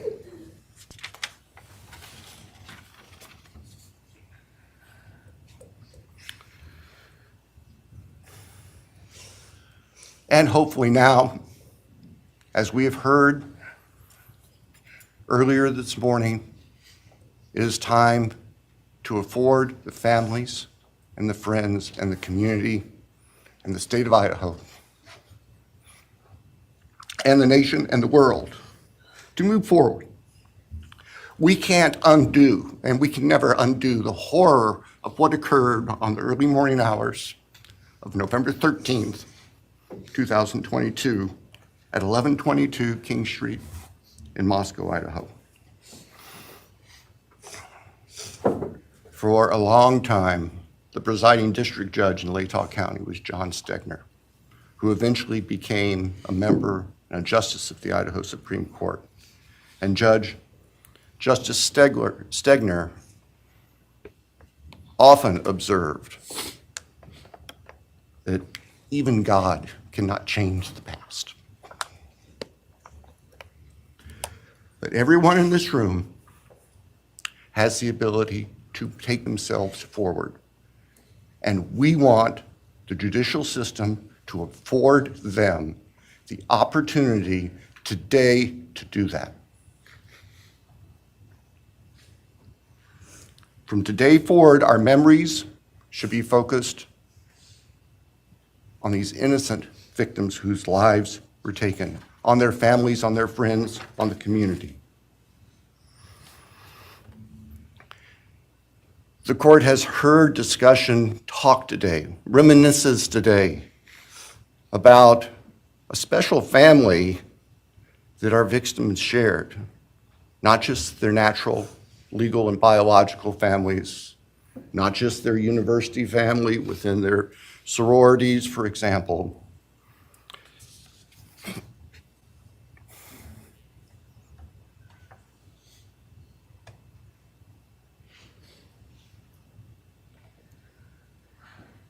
But this family.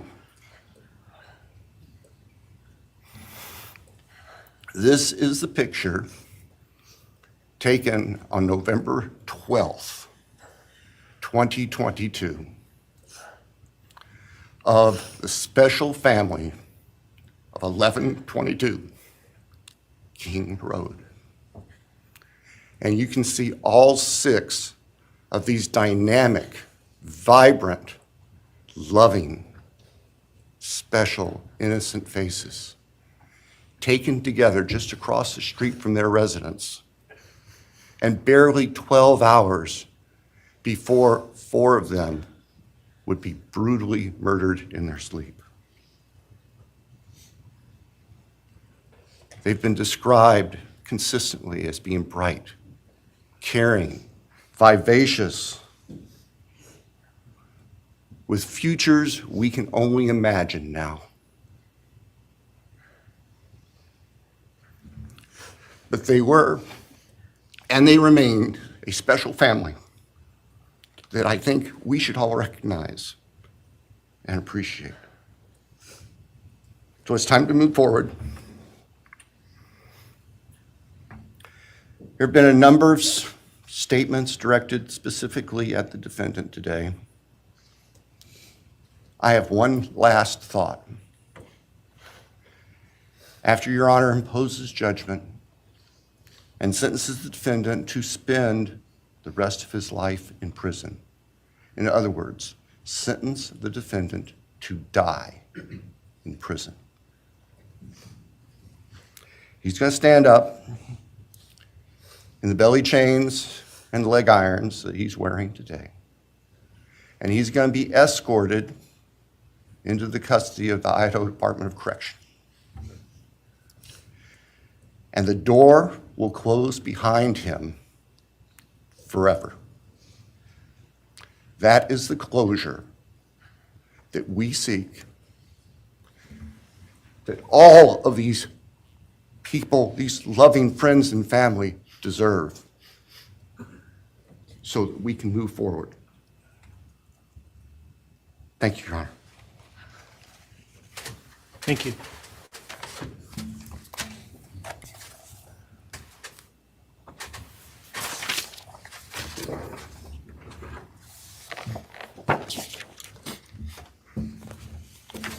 All right, does the defense have evidence to present today? No evidence. All right. Does defense wish to make argument today? Runner, we do not wish to make arguments. Mr. Kohberger, along with his legal team, is prepared for the court to enter judgment. All right, Mr. Kohberger, you have an opportunity to make a statement if you wish to. I take it you are declining. I respectfully decline. Well.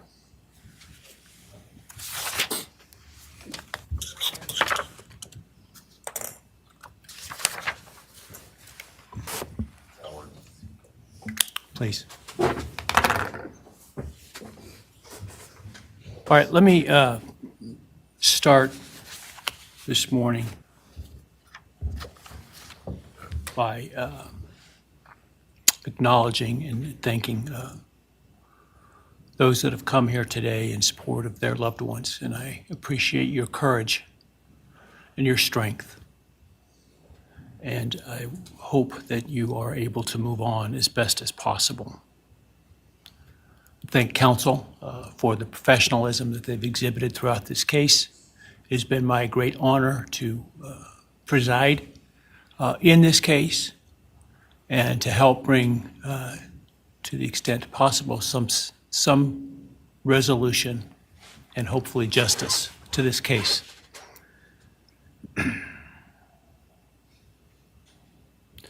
During the quiet morning hours of November 13, 2022, a faceless coward breached the tranquility of 6 beautiful young people and senselessly slaughtered them, 4 of them. Who committed this unspeakable evil was unknown for several weeks, but due to the killer's incompetence and outstanding police work by numerous local, state, and federal law enforcement agencies, the person that slithered through that sliding glass door at 1122 King Road now stands before the world and this court unmasked. This unfathomable and senseless act of evil has caused immeasurable pain and loss.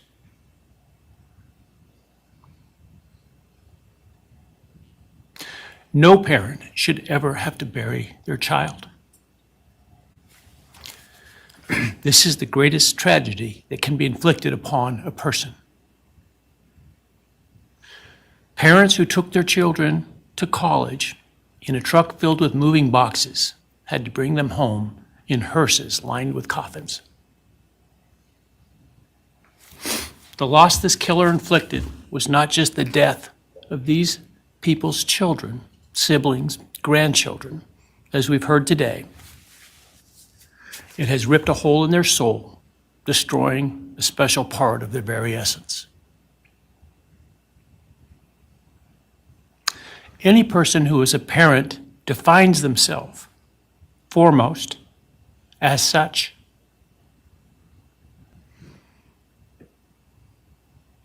It is their existence and purpose of being. And it has been stolen from these parents.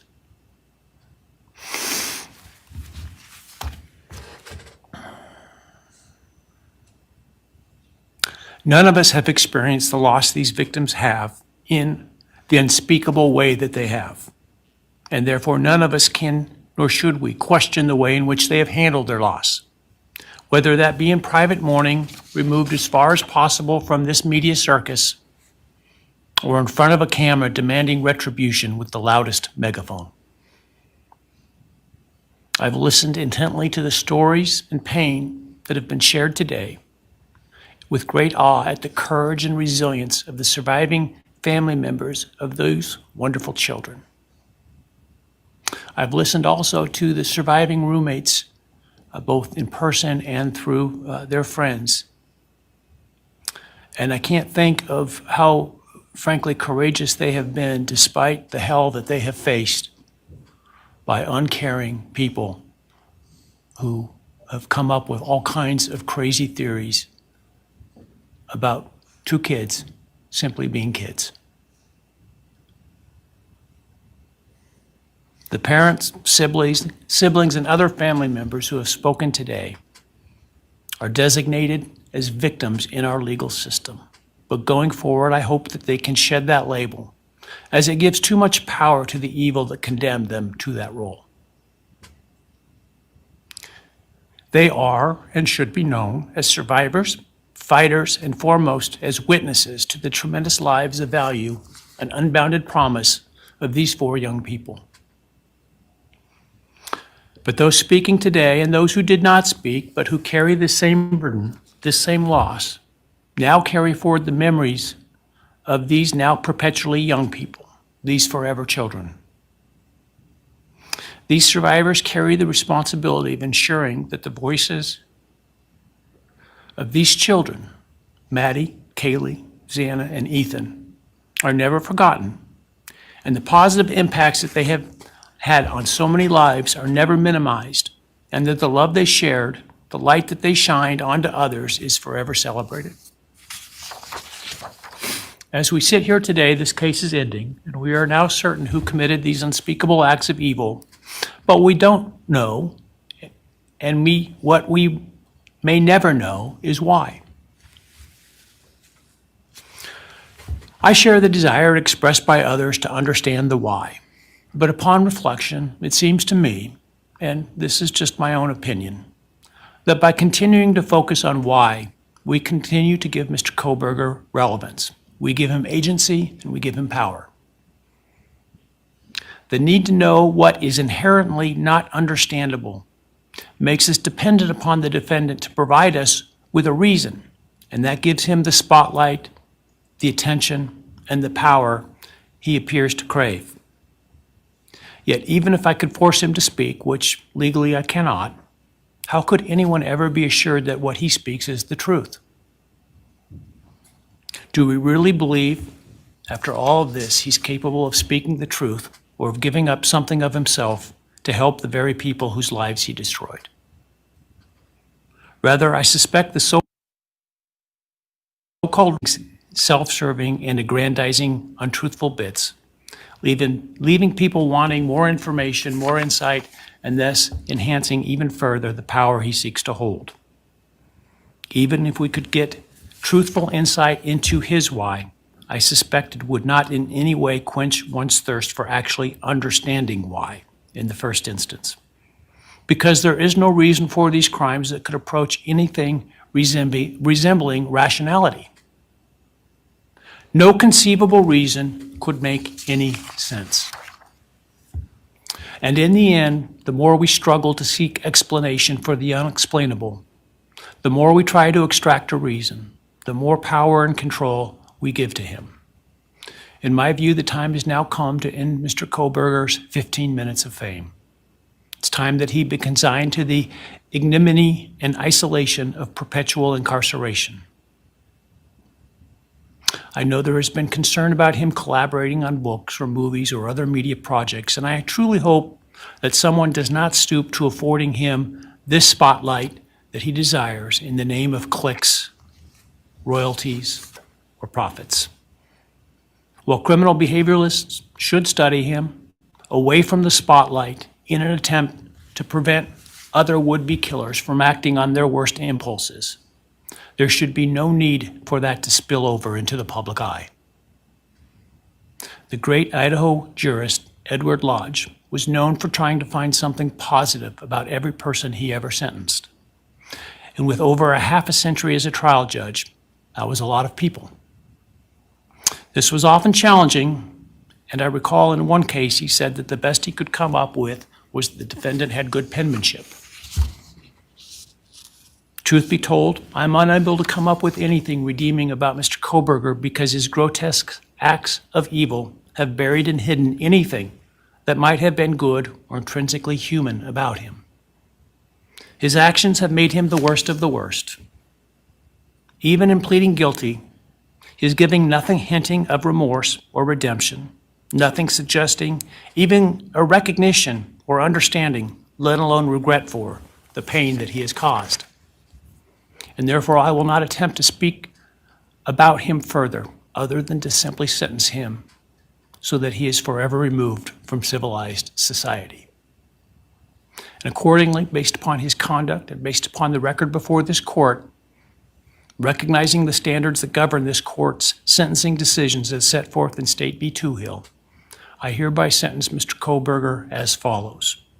On count 1, burglary, 10 years fixed, 0 years indeterminate.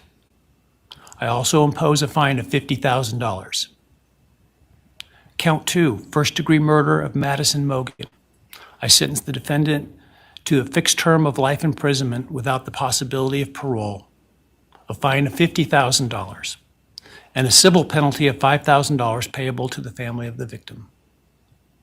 On count 3, for first-degree murder of Christy Gonzalez, I sentence the defendant to a fixed term of life imprisonment without the possibility of parole, a fine of $50,000, and a civil penalty of $5,000 payable to the victim of the family, or to the family of the victim, pardon me. On count 4, for the first-degree murder of Kernodle, I sentence the defendant to a fixed term of life imprisonment without the possibility of parole, a fine of $50,000, and a civil penalty of $5,000 payable to the family of the victim. On count 5, for the first-degree murder of Ethan Chapin, I sentence the defendant to a fixed term of life imprisonment without the possibility of parole, a fine of $50,000, and a civil penalty of $5,000 payable to the family of the victim. The sentences on counts 1, 2, 3, 4, and 5 shall run consecutively to one another. Restitution will be left open for 60 days. Defendant will be required to submit a DNA sample and a right thumbprint impression to the Department of Corrections and comply with the DNA Database Act. I remand the defendant to the custody of the Idaho State Board of Corrections for to be imprisoned in an appropriate facility in execution of the sentence where he will remain until he dies. Though you have waived your right to appeal, you do have a right to file a notice of appeal, and any such appeal must be filed within 42 days of the date of the written judgment, which will be entered shortly hereafter. Though the appeal, you should be aware, may be deemed a violation of the plea agreement, and so I certainly suggest you discuss that with counsel if that is your desire. I ask the media and public present to allow the families to be escorted out first before they leave. Again, thank you to everyone for your stories today. I am strengthened by them, and I am encouraged by your humanity and strength, and God bless you. We're adjourned.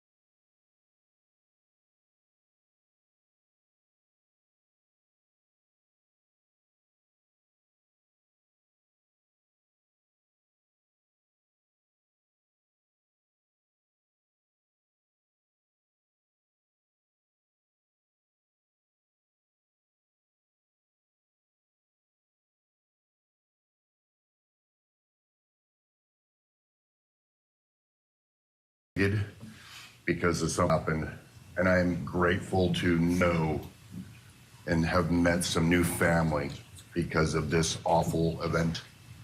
But this is probably the last time we're all going to be in the same room together. Let's be real. So I can say, I love you all, and I feel your pain. And just God bless us all, you know? Just get through it. I had stuff wrote up. It was probably best I didn't read it out. Probably get kicked out of here, so. You know, I'll share one thing to you guys, not to you, with Xana. So I was working in North Dakota and came home, and Jazzy and Xana had taken our son Elijah and put him in a dress, makeup, and it was awful, you know. I was like, I don't know. She was funny. I told her she'd be in the movies and be somebody great one day like that. And now she is just above us as an angel with all the other beautiful kids. So let's hold that to our hearts, because this evil thing is not going to take nothing from us. You, man, I don't know what my limits are here, but I'm really struggling, dude. I am